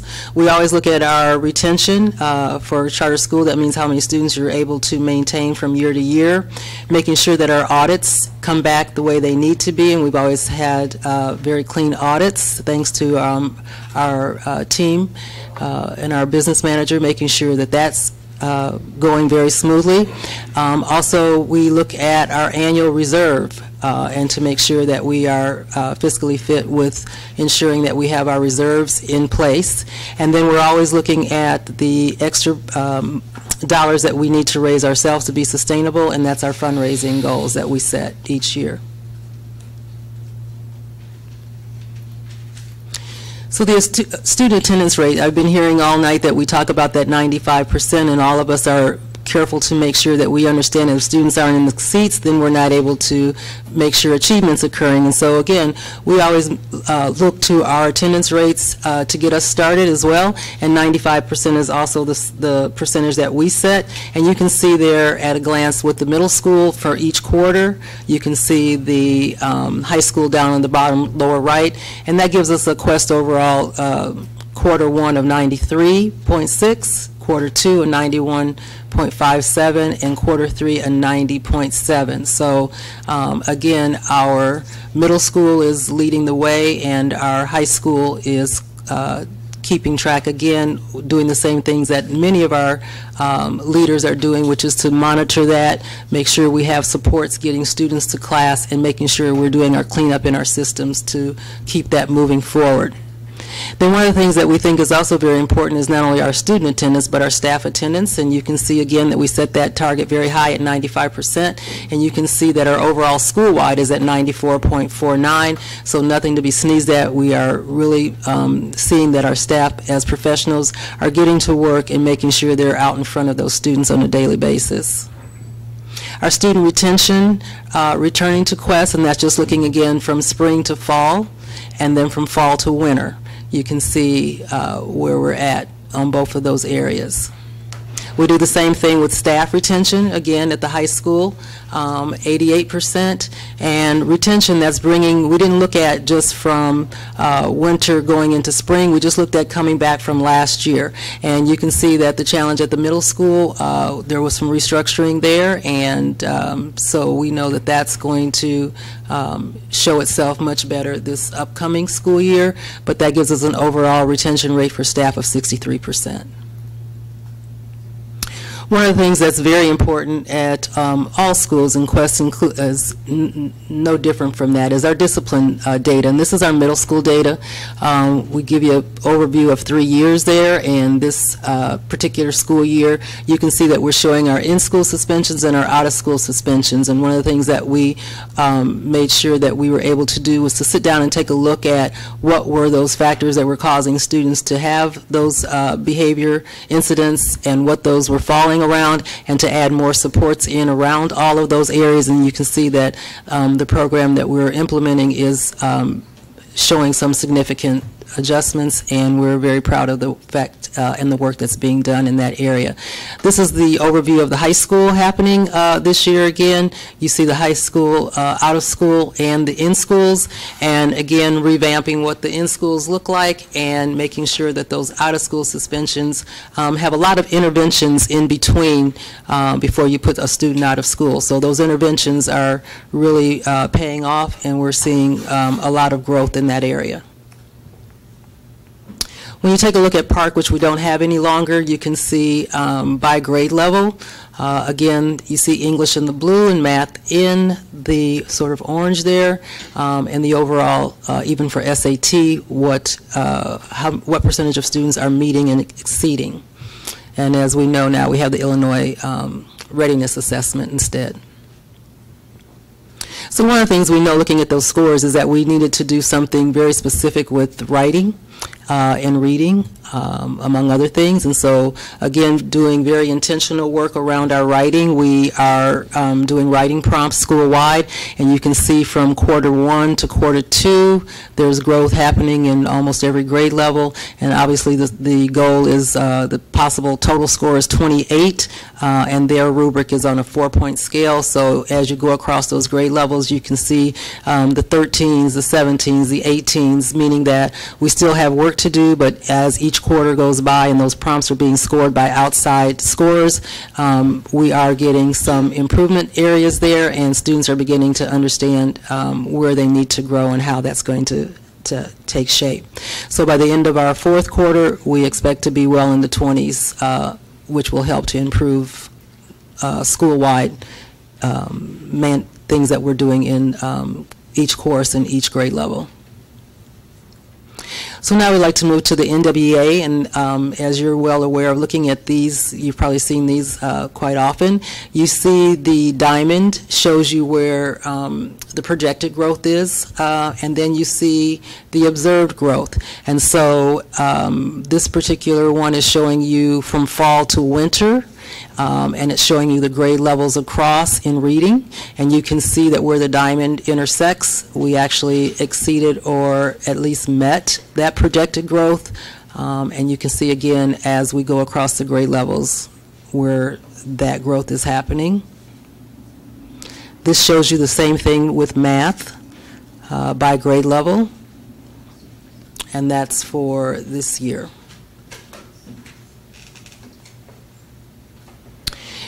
Next thing we wanted you to take a look at was our 41st percentile of students meeting their goals in reading and math. And for those of you who are sure full aware, NWEA has several clusters of scores that they put students at, and the 41st percentile shows you that yes, there's still some growth to happen. Usually when you get around the 50 percentile, that's showing they're much closer to grade level. And so we did take a next screen to be able to show you how many students are actually meeting the 50th percentile and above. So that even though a lot of times we stop at the 41st percentile, we take it a step further to make sure that we're getting up around that 50 percentile, so that tells us where that growth actually is getting us closer to our students being at grade level and what we need to do to keep moving that up the chart. So you can see that again, reading and math, and you can see that by each grade level. So this next screen does show you indeed what Mr. Ross mentioned at the onset, was that this doesn't show necessarily consecutive years of a student being at Quest, but it does show you that if we have a student for 3, 4, 5, 6 years, that those gains are going to continue to improve in both the reading and the math. Dr. Jenkins, yes. That last chart, yes. Can you, percentage of what is this reference to? It's talking about their growth under NWEA. We're just talking about looking again at whether they're moving closer to being in that 50% range, whether they're looking at just improving in their NWEA scores, whether they're doing better with their academics grade-wise. So it's just looking at overall STAR testing and all of the data points that we use over a period of so many years. You're going to continue to see those students getting stronger when you identify student to student.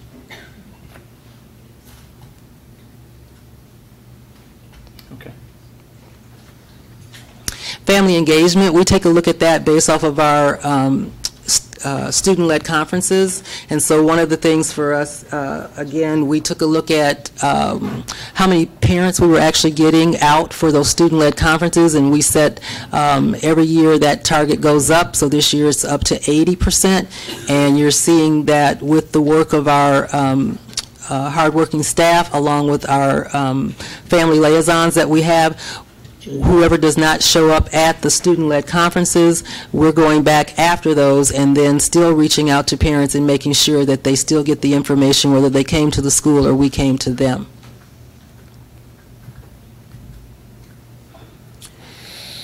So knowing that we have data that still needs to improve every year, we need to keep moving that percentage of improvement up.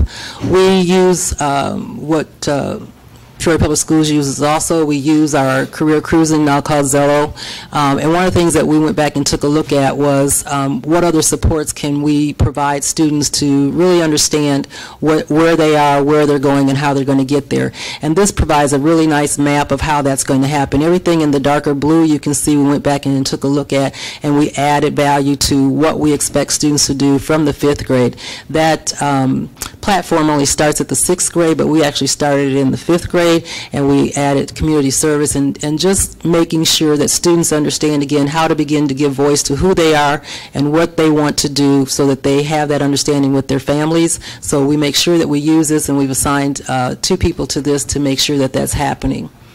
and that when we run our reports, we're being able to see that that platform is being utilized in its full implementation. One of the things that's also very important is that we make sure that we have a 4-year plan. So when students are coming in or students that are already with us, we create this 4-year plan so that they have a clear understanding again. You want to be create relevance. So once families begin to understand when they first come in the door to set that 4-year plan, whether it's from the middle school or the high school, it helps them to understand and plot out which courses they will need to take. It helps them to see visually when they get ready to sign up what they need to take instead of just doing that on a haphazard year-to-year basis. They have a full plan that gets pulled out, and they have to sign off on it as families to address meeting those 28 credits at the high school, and then meeting whether or not they want the foreign language and other electives that they're able to receive at the middle school. And also where you see added course offerings, one of the things that we take a look at is we take a look at which pathways students are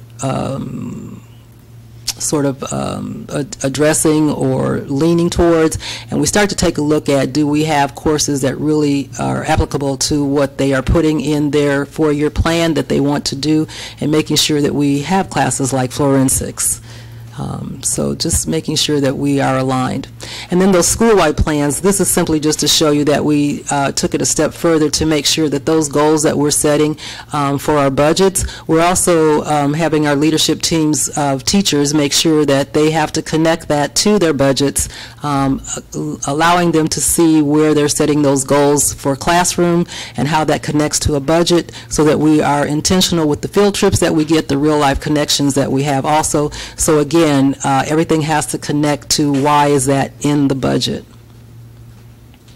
And I'm not talking about necessarily the big, we give so many dollars as we all get for, say, English or say math, and they have input into how are they going to spend the allotted money that they're given for that department, and it just has to relate back to standards and goals.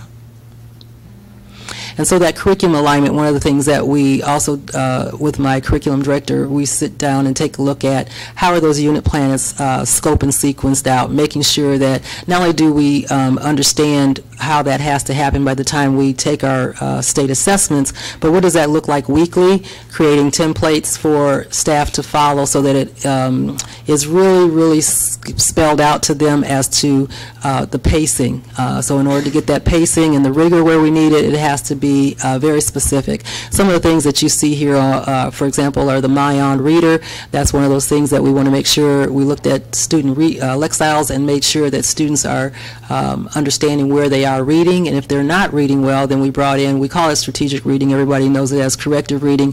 So again, just bringing in keyboarding, bringing in Code HS, bringing in all those types of things that are going to say, as our mission says, that yes, we're going to make sure that students are really prepared from all aspects, making sure that they have that SAT vocabulary.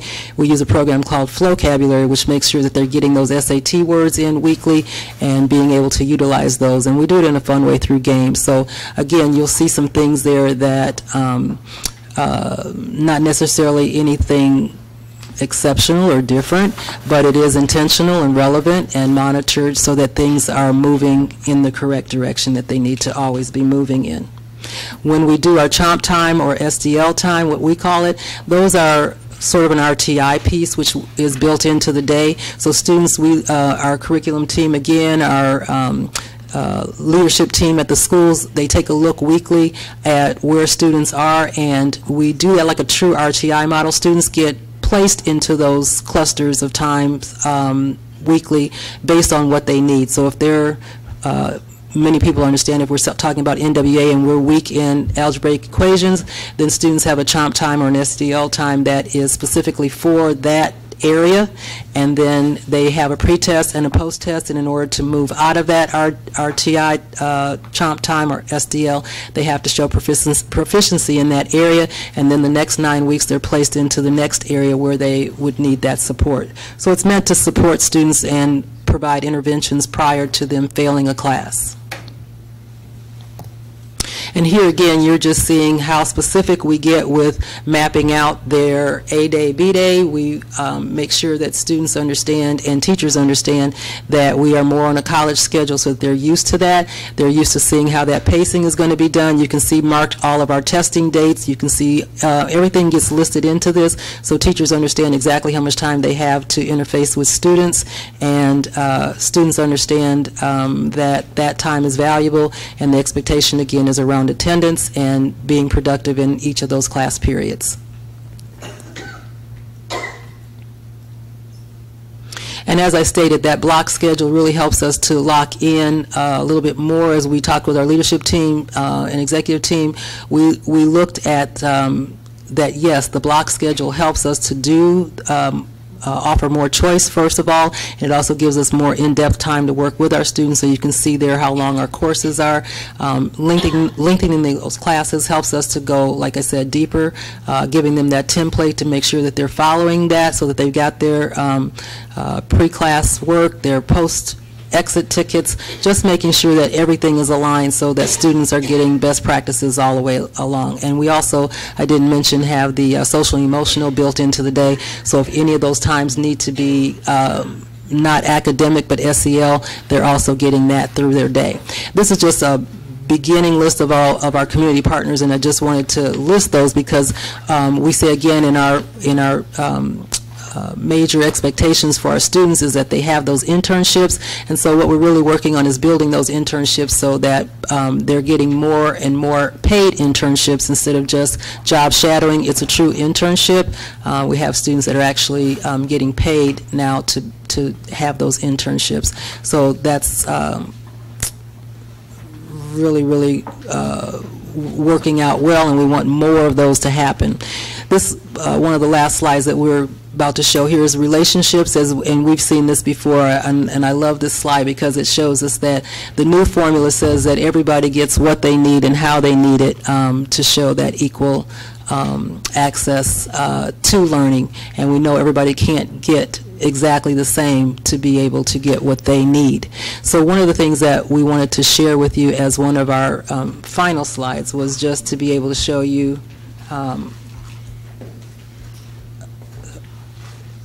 a commercial that happened for, and this is with our Caterpillar partner.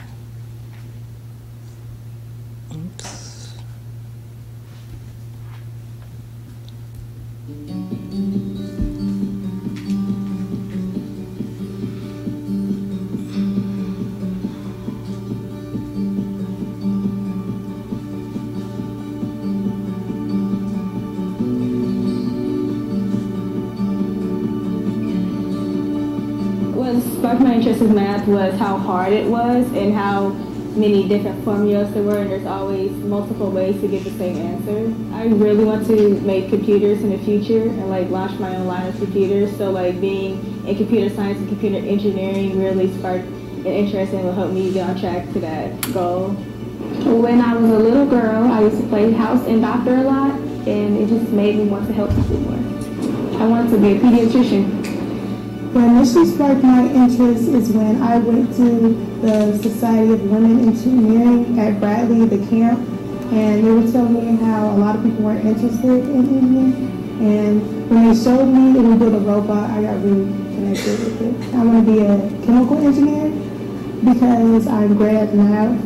Like, I love solving problems, especially when they get real challenging, and I love doing hands-on work. Even as a little girl, I always liked science, and I always like looking at parts of the body, and that's really what interests me. I want to be a surgeon. I'm leaning more towards general surgery or cardiothoracic surgery. I prefer a STEM career because I feel that it prepares us for the future, and I feel the future depends on STEM careers. It's not what can help me, it's what can help the STEM career. Everyone else is going to benefit from what I can bring. Having Caterpillar in my community especially, gives hope. As someone of my background, I get looked over, and Caterpillar just gives us an extra opportunity.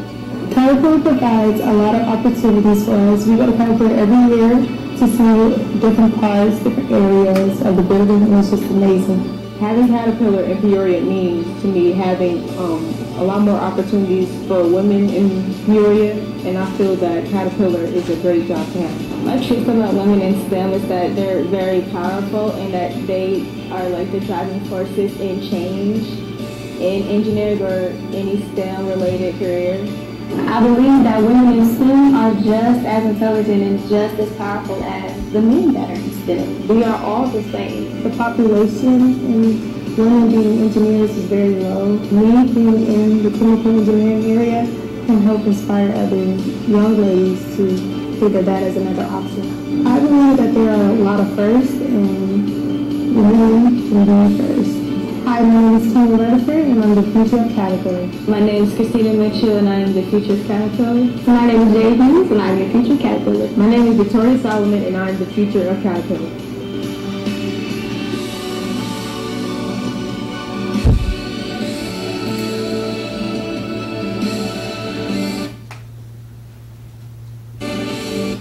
I'll stop it there. Oops. Nope. I'm trying to move it to the next one.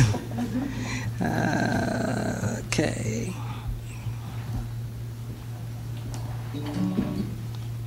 There we go. And the last slide that I just wanted to share with you, we make sure that we really focus on getting every student accepted. You heard in our vision statement, and so as of today, we have 20 students that are accepted to these four-year colleges. Not that saying that they won't go to some of our junior colleges, but we're pushing more for four-year colleges and getting those scholarships. And with that, I'll stop there and say thank you, and if you have any questions, be happy to try to answer those for you. Thank you. Questions from board members? Mr. Walter. Couple of questions. You gave us a breakdown of 260 girls, 292 boys. Do you have the breakdown for middle school and high school? How that breaks down? No, not with me. I don't. I could get that though, but yes, I just gave you the total. And are all your faculty certified? No, they are not. I know you're not required by law to do that, but I just want. They're not. Not all are. We are required by law to have no more than 25% of our staff not certified, but this year we worked very hard on making sure that we moved staff that were not certified. So all the students all the staff that are teaching core classes are going to be certified for next year for sure. I found there to be several that were not, and so we've made adjustments in their placements. Do you have an explanation for the 30-some% retention in middle school? For staff, that was for staff, yes. When I came in, there were a lot of staff who were leaving, and then some that were not asked to come back. And so with those two things, we started over again, basically at the middle school. Thank you. You're welcome. Other questions? B. Just a couple of observations. Thank you for the presentation. Your slide early on, the 2018-19 enrollment through Q1 through Q3, your target was 600. And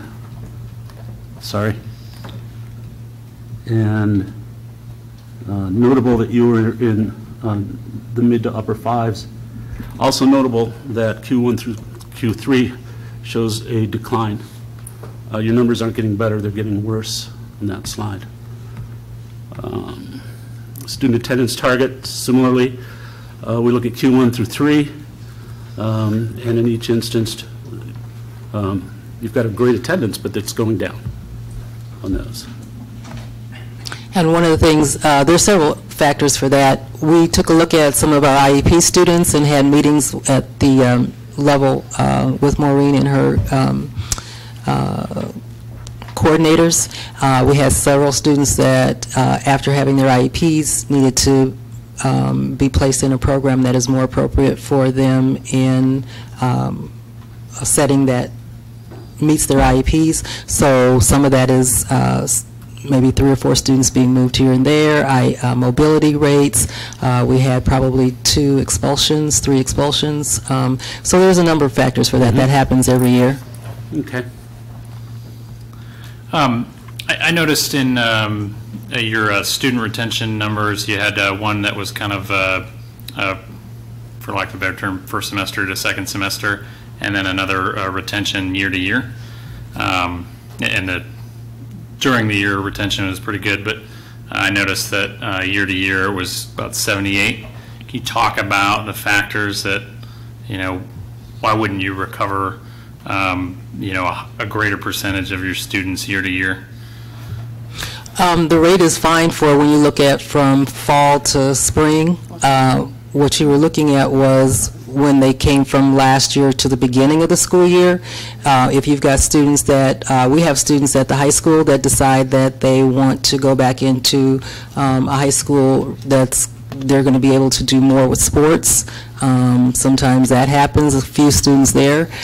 For the most part, though, our retention rate for all of our students stays very high. So the only thing that I saw was, when I'm coming in and looking at that, was mostly just students whose families decide that for whatever reason they want to go back into, they have to move because some families had to move out of state.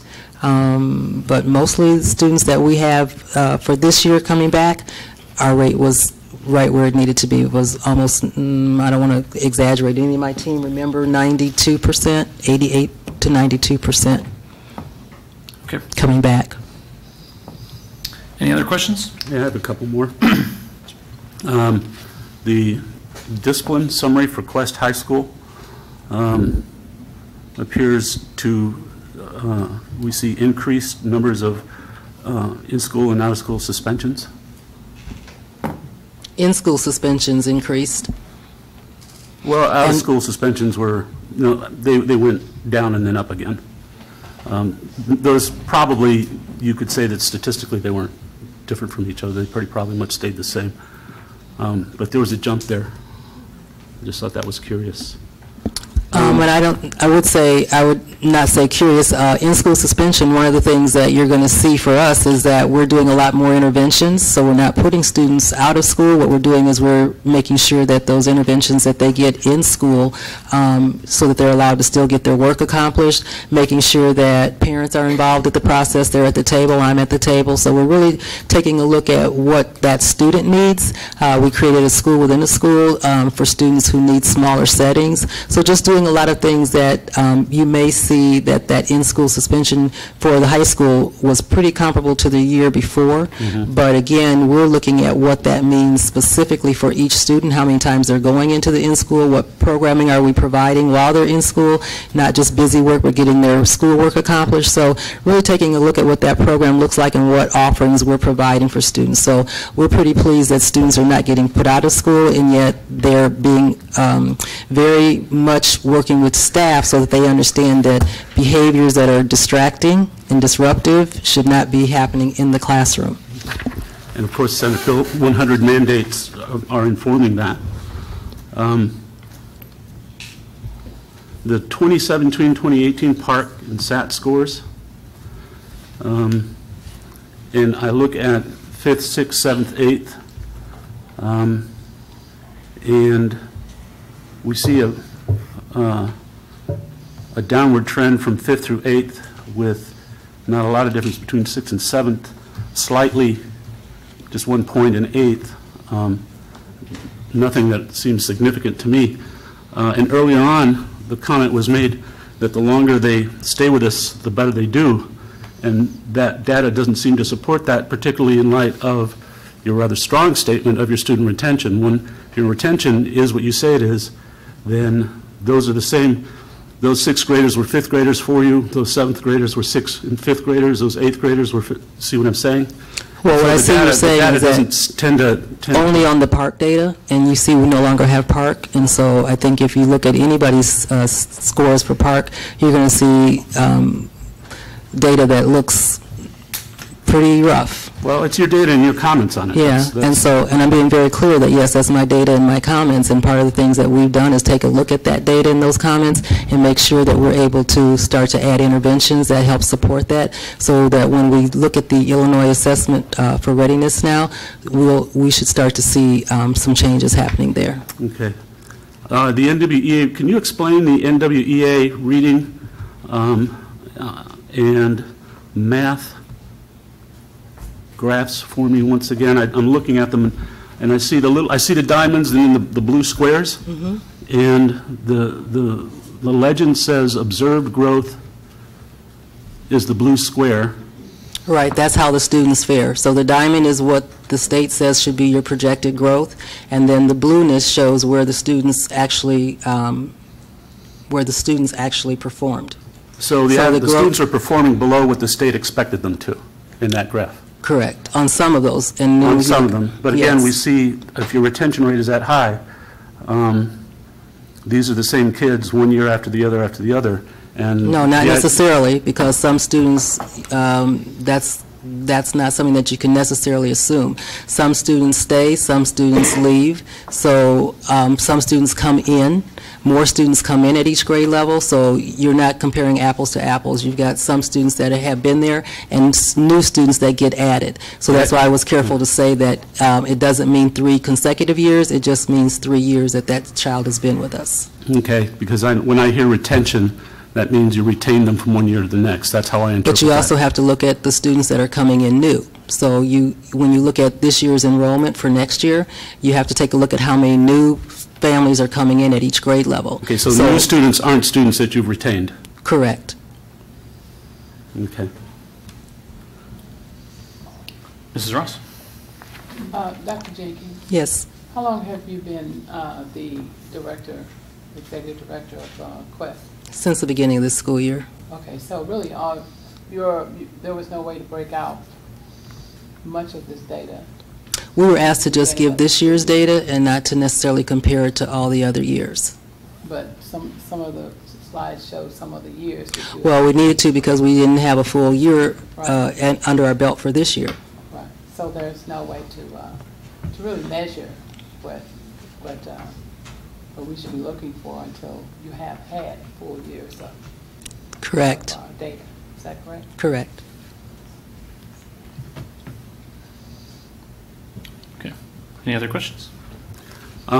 Just one last comment is there's a couple more slides that show me reading and math data, and I see similar trends, notwithstanding that new students are being called students that you have retained, and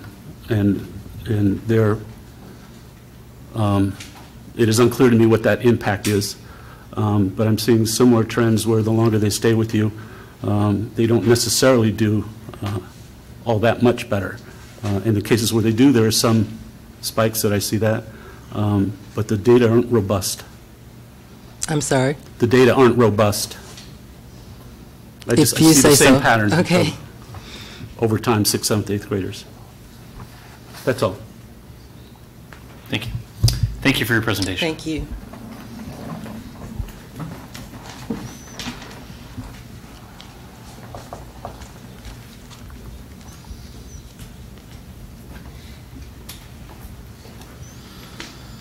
All right. Remaining items under informational items, proposed expenditures over $2,500. Are there any questions for Mr. Willis on those proposed expenditures over $2,500? All right, seeing none. Report of requests under the Freedom of Information Act. Thank you, President Adler. Since our board meeting report on March 25th, we received 2 requests, and there were also 4 pending requests noted on March 25th. All of those were filled. To date, we have received 62 requests for this calendar year at a cost of $850. Thank you. Thank you, Dr. Crott. Next up is our consent agenda. Vice President Shaw. All right, President Adler, the consent agenda consists of the following. Item number 1, gifts to the school district, $748, year-to-date $62,660.09. Item number 2, payment of bills. Item number 3, payment for travel. Item number 4, human resources report. Item number 5, field trip approval, Richwoods High School band students to Edwardsville, Illinois. Item number 6, field trip approval, Richwoods High School JROTC students from Fort Indiantown Gap, Pennsylvania. Fort Indian Town, Pennsylvania. Item number 7, field trip approval, Von Steuben 8th grade class trip. Item number 8, field trip approval, Richwoods High School band students, Disney World, Universal Studios, Orlando, Florida. Item number 9, Roosevelt Magnet Cafeteria remodel abatement. Item number 10, consideration of resolution providing for the issue of not to exceed $18,110,000 in general obligation bonds, alternate revenue source. Item number 11, Ting School property, finding of surplus real estate and direction of administration to sell the property by public sale pursuant to the school code. And that is the entirety of the consent agenda. All right, thank you, Vice President Shaw. Items to be removed for separate consideration. I would like to remove item 10. Item 4. Item 4. Any other items to be removed from the consent agenda for a separate vote? Okay, seeing none, I'd like to entertain a motion to adopt the entire consent agenda with the exceptions of number 4 and number 10. I'll move. Second. All right, items been moved and seconded. Any discussion on those items? Seeing none, would you please call the roll? Dr. Davis and Aviles? Aye. Mr. Wilson? Aye. Mr. Walter? Aye. Mrs. Jackson? Aye. Mrs. Ross? Aye. Mr. Shaw? Aye. Mr. Adler? Aye. Motion carried. All right, thank you. Can I have a motion and a second to adopt item 4, the Human Resources Report? So move. Second. All right, thank you. Ms. Ross, you pulled? I did. I'll be abstaining from that. All right, thank you. Vote. Dr. Davis and Aviles? Aye. Mr. Wilson? Aye. Mr. Walter? Aye. Mrs. Jackson? Aye. Mrs. Ross? Abstain. Mr. Shaw? Aye. Mr. Adler? Aye. 6 ayes, 1 abstain, motion carried. Thank you. And can I have a motion and a second to adopt item 10, the bond resolution? So move. Second. All right, I pulled this one. It does require a roll call vote per procedure. So, any questions on item 10? I kind of like a better explanation. I mean, what are we asking to be voted on? I see the, okay, just help me on that. There's people's names. Whenever we go through the process of selling bonds, we always have you all adopt a resolution which basically kind of lines out that whole bond sale process, pricing the bonds and all that kind of thing. Kevin, did I hit most of the high points?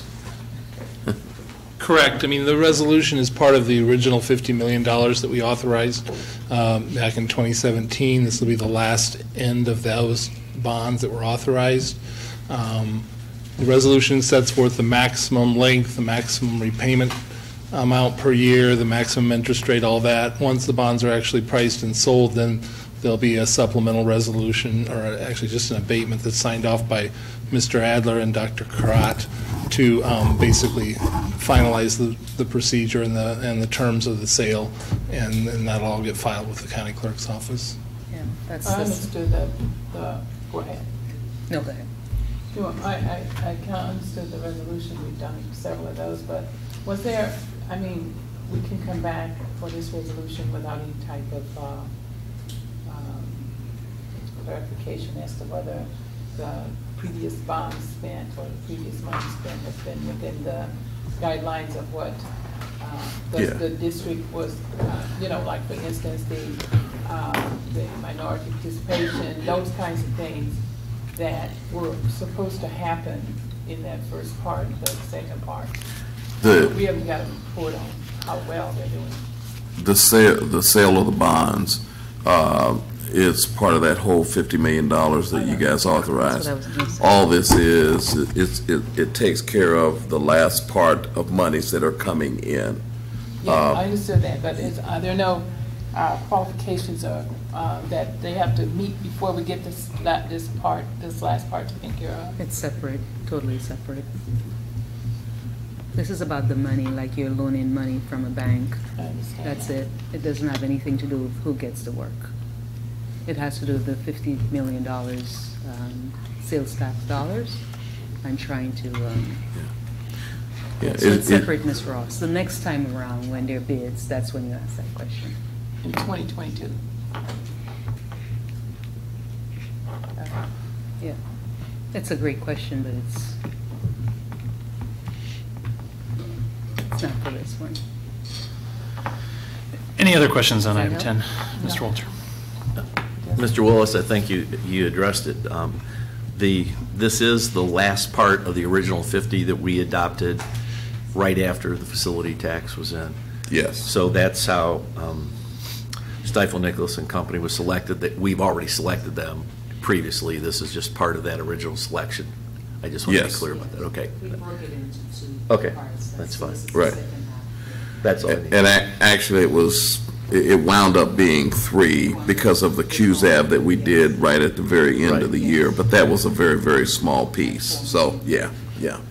So, this finishes out the 50 million. Okay. You're limited, Mr. Walter, and not supposed to issue bonds more than 3 years and ahead of when you spend the money.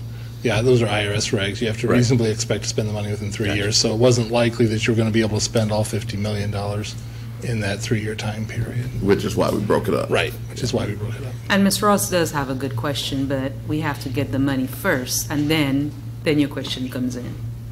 Well, If I I'm- understood I'm fully aware of why we have the bonds here.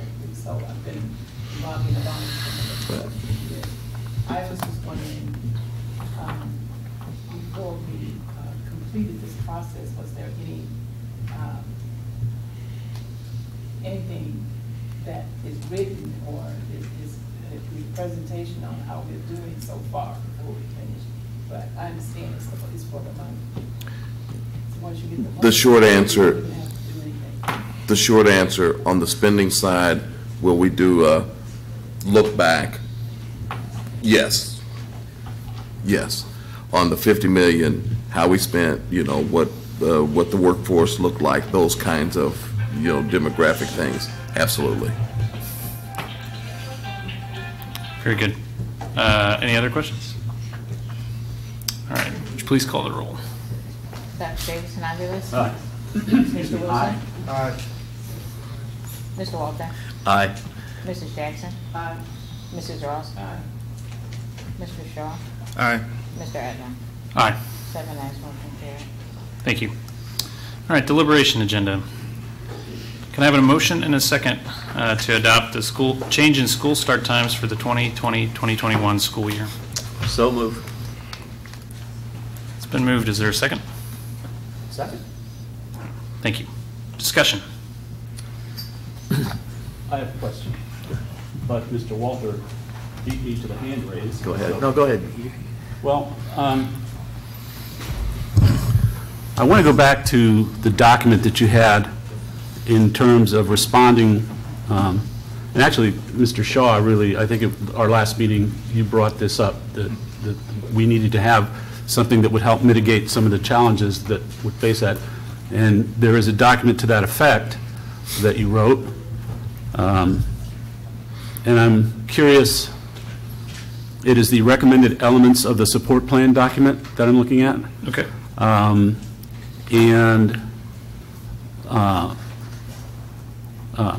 It's comprehensive. Thank you very much. I think it was what was needed to fill in some of the gaps. Pursuant to some of the things I heard from community members just now in the public comments, and to Mr. Atkins-Dutro's comments from last board meeting, item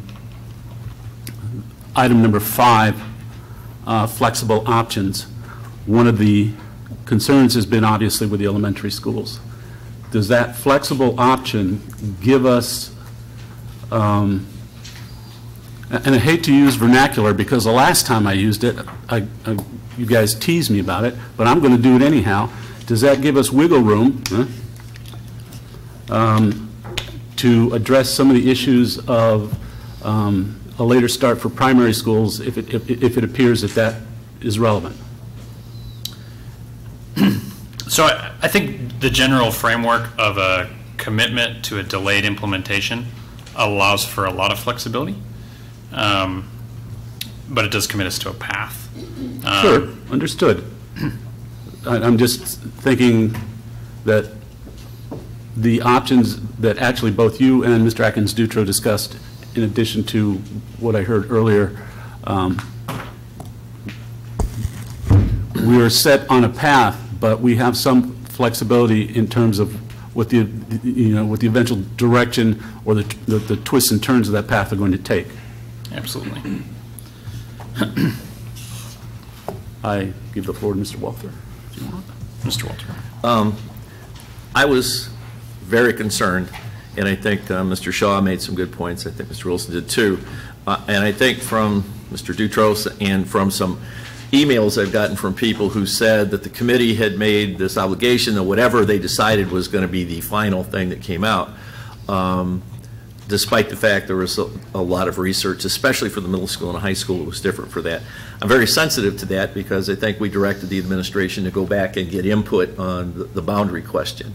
I like what you've proposed here, Mr. Adler, in the fact that a lot of the people thought that this was going to be delayed for a year, or we were not going to go and do this next year. And while I think it would be the best interest of the students to implement, especially for middle and high school, as soon as possible, I think it's only fair to delay it a year to go with this. And what you've got in, I'm just going to follow up on what Dr. Bob said. If in the process, and I would like to see a very capable administration give us a report at the end of first semester so we have some idea of where we're going. There were two young ladies that spoke here, and one of them dealt with the research on elementary. I'm going to follow up on that. What's happened that since actually before we did with this, the state of California has adopted a later starting time for the entire state. They're doing 3 years for that to go in. Minneapolis-St. Paul, for that entire city area, has gone to a later starting time for middle school and high school. I thought it was ironic that you brought up that there was a study that was done with the grade schools that didn't necessarily support that. I think we have to be sensitive to the research on that, and if there's a way we could modify that or make this work so we address both of those things, I think that's something that the committee, we should have the administration take a look at. And it gives us some time to do that. I think that was one of the questions, one of the things people said, could you table this for a year and then do it? In essence, that's what we're doing. I mean, if you take a look at it, in reality, we're tabling the implementation of that starting time, for a year. I think the other irony of it is we're the only district in the area that starts this early, high school-wise. I mean, collectively, there's just nobody around here that does that. But that's not, you can't take that away from the parents who have concerns about jobs, who have concerns about daycare, who have concerns about after-school activities. And I think the complexity of those we need to address in this upcoming year. So I will speak in favor of adopting this. But like you said, it's a path. It's not an absolute decision, and we've got some change. We've got some possibility for modifying that. Real quickly, because I wasn't able to present it, didn't have the right document up, I'll just give the outlines of what's in the support plan, recommended support plan. So the first item is communication. I mentioned that it's important. I think, if we adopt a plan moving forward here, it's important that we get that notice out early for clarity, and we engage the broader school community on what's coming. Secondly, I included data collection. I think I feel very confident in the peer-reviewed research that shows this is a large positive improvement for adolescent students. But the reality is we can't replicate Peoria in any research study. We are our own universe. So we should baseline where we're at and where we head with any change that we make. Next, I addressed the issue of before and after care. We had several parents, speak to the challenge that they have with the schedule, and particularly primary moving 30 minutes later. We recommend the, making sure that those before care options in particular are available for those families, and try to ensure that there's no ability to pay issue with leveraging those services. Fourth, I mentioned athletics. In the broad spectrum of this debate, we've talked a lot about athletics, and I think athletics are important. They're an important augmentation to what teachers are able to do in the classroom. They're not the entire school population, and they're also something that we, in large part, control as a district. We probably need to be more prudent about providing direction to avoid the kinds of scenarios that many people are worried about that exist today, which is we play a game in Danville in the middle of the week, and it's 12 o'clock or 1 in the morning before the kids get home, before their teachers that are also coaches get home. That's a big disruption. We should leverage the opportunity and the time that we may give ourselves in this proposal to go ahead and address as much of that as we can. Flexible options, Dr. Bob talked about. It's basically just a carve out to explore more ideas, given that we have that time and flexibility to look at it. Staggered start times is something that's been suggested for some schools. 0-hour class options for those that would prefer that. I'm okay. And then finally, I put stakeholder review. Sometimes the opportunity to make a change, we go ahead, we cast a vote, make a decision. It's hard to find a good time to come back. Just like Mr. Walter said, I think end of year 2019, we'll have had a fair amount of time to go after this if we choose to adopt it. We should come back as a full group with the public and say, these are the areas that we've been able to mitigate. These are potential small course of direction changes that we think we should make in order to, smoothly enable a change. So that's kind of the fuller outline of the recommendations for a support plan that I put together. Other questions? All right. Mr. Shaw. And so we've talked about several issues from last meeting. I think we've taken several steps in the right direction. However, I'm still missing a piece that I need for me to support this, and that is the administration. I would like to see how they would implement this and how much it would cost. So if they would do a feasibility and say, okay, this is what it would take and this is what it would cost, this is how we cover those bases, then, because it seems like right now we're going to approve it and then tell them how, tell them to go ahead and tell us how they're going to support it. It seems like that we should do that, the other piece first. Let us see if this is feasible for the administration, and then if they give us a positive feedback on that, we can move forward.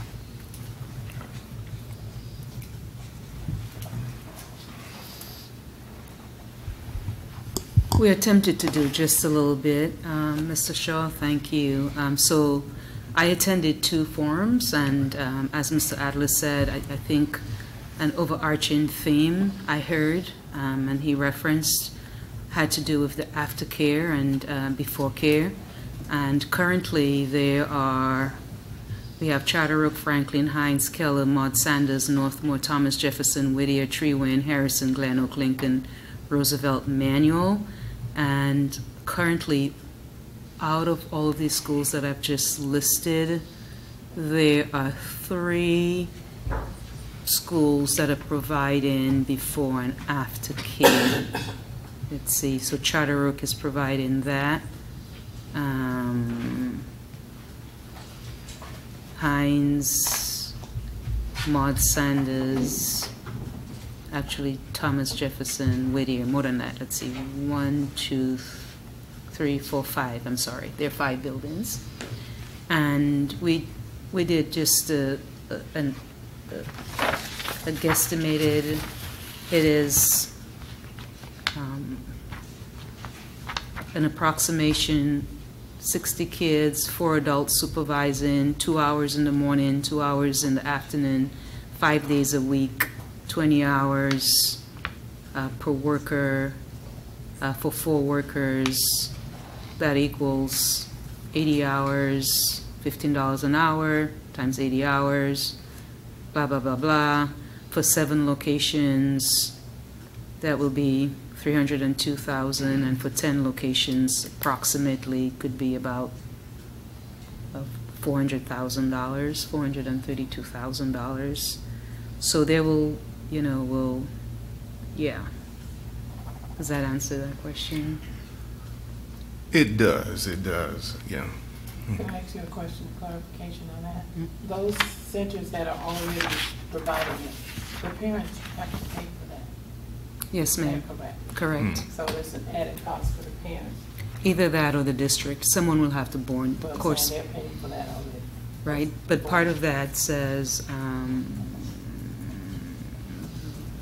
these, go ahead, Mr. Part of the recommendation is to ensure that any change that we build into the schedule is not a cost issue being borne by the parents or the families. That was the challenge. So I'd also note that, and I like the well-roundedness. 2 hours before and 2 hours after is more than we're changing, certainly. So I think there's some give there about what the district might want to pay for. I do want to make an observation, although I will not be supporting this tonight because I'm not clear on, well, I just feel like there's so much more that we need to do, so many more important things for our children who are so needy. I just don't think that we should spend a lot of our time on something like this based on, but my question is, you had a committee, isn't that correct?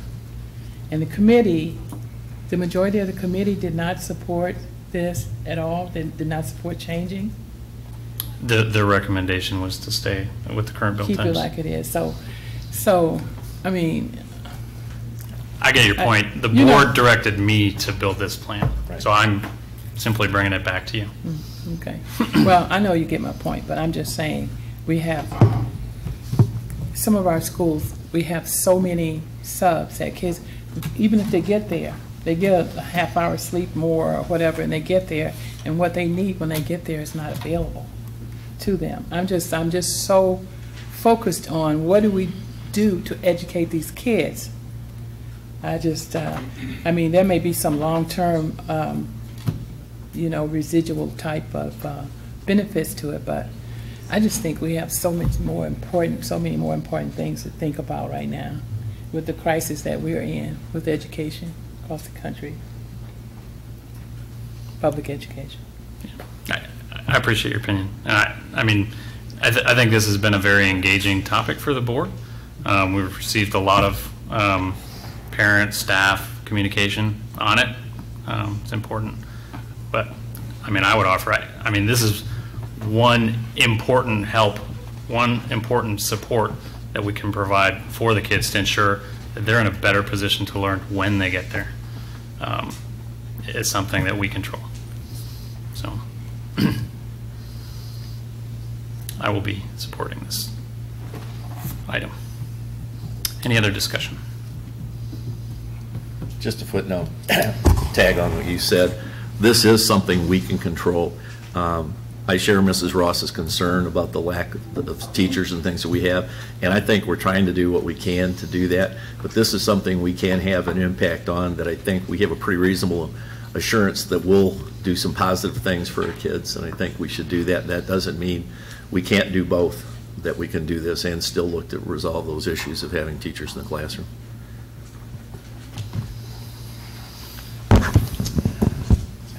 Ms. Jackson? Well, I have read all I want to read about start times and all those things.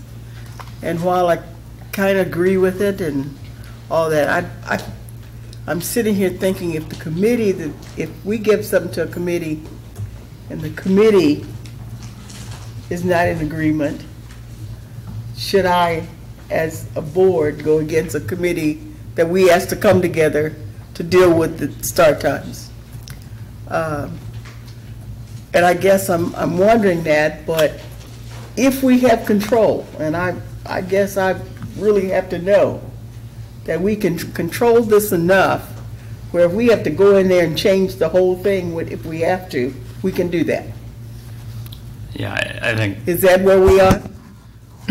I don't think anything in this motion precludes the board from acting later to alter the course to improve. So if we get to the point where it's not going to be good at all for our young children, we can go in and change it. Sure.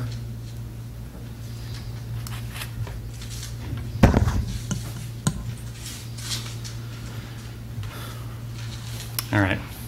If there's no more discussion, Madam Secretary, would please call the roll. Dr. Davidson Aviles? Aye. Mr. Wilson? No. Mr. Walter? Aye. Mrs. Jackson? No. Mrs. Ross? No. Mr. Shaw? No. No. No. Mr. Adler? Aye. 6 ayes, 4 nays, motion failed. All right. Moving along. Suspension review. Who's reading for discipline tonight? I am. Mrs. Ross. Suspension review. The proposed action is that the suspension review listed on the report dated April 8, 2019 be approved as presented. You have a second? Second. Dr. Davidson Aviles? Aye. Mr. Wilson? Aye. Mr. Walter? Aye. Mrs. Jackson? Aye. Mrs. Ross? Aye. Mr. Shaw? Aye. Mr. Adler? Aye. 7 ayes, motion carried. Number 14, expulsions with the expulsion to be held in abeyance. The proposed action is that the expulsion with the expulsions be held in abeyance, listed on the report dated April 8, 2019, be approved as presented. Second. Dr. Davidson Aviles? Aye. Mr. Wilson? Aye. Mr. Walter? Aye. Mrs. Jackson? Aye. Mrs. Ross? Aye. Mr. Shaw? Aye. Mr. Adler? Aye. 7 ayes, motion carried. Number 15, revocation of expulsions to be held in abeyance. The proposed action is that the revocation of expulsion to be held in abeyance listed on the report dated April 8, 2019 be approved as presented. Dr. Davidson Aviles? Aye. Mr. Wilson? Aye. Mr. Walter? Aye. Mrs. Jackson? Aye. Mrs. Ross? Aye. Mr. Shaw? Aye. Mr. Adler? Aye. 7 ayes, motion carried. All right, thank you. Any presentations or suggestions by board members? I would like to congratulate Mr. Shaw for being put on the Board of Trustees at Western Illinois University. He got up in the morning,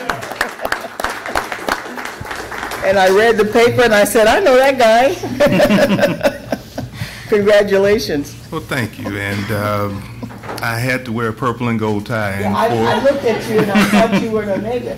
for an alpha man, that is a very hard thing to do. But for Western Illinois, I will wear this tie. So.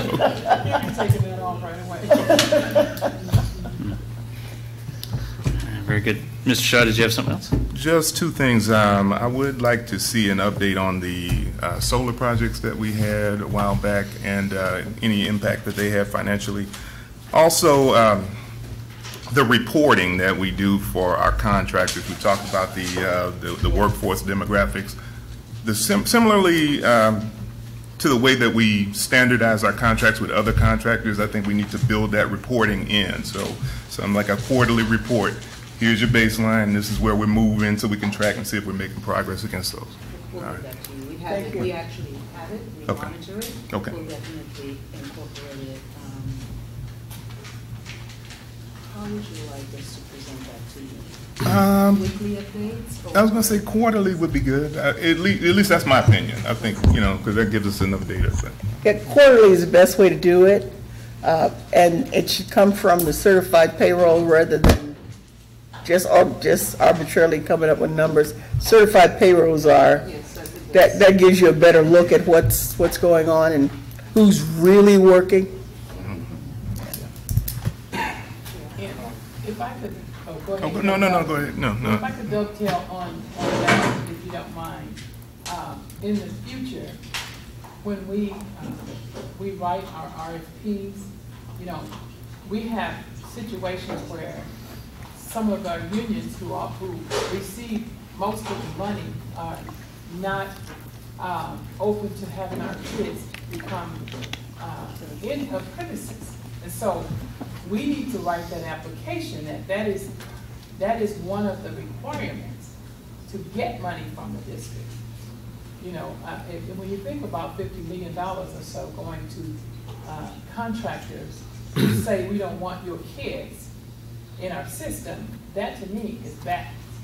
So I think that should be part of the requirement for receiving money.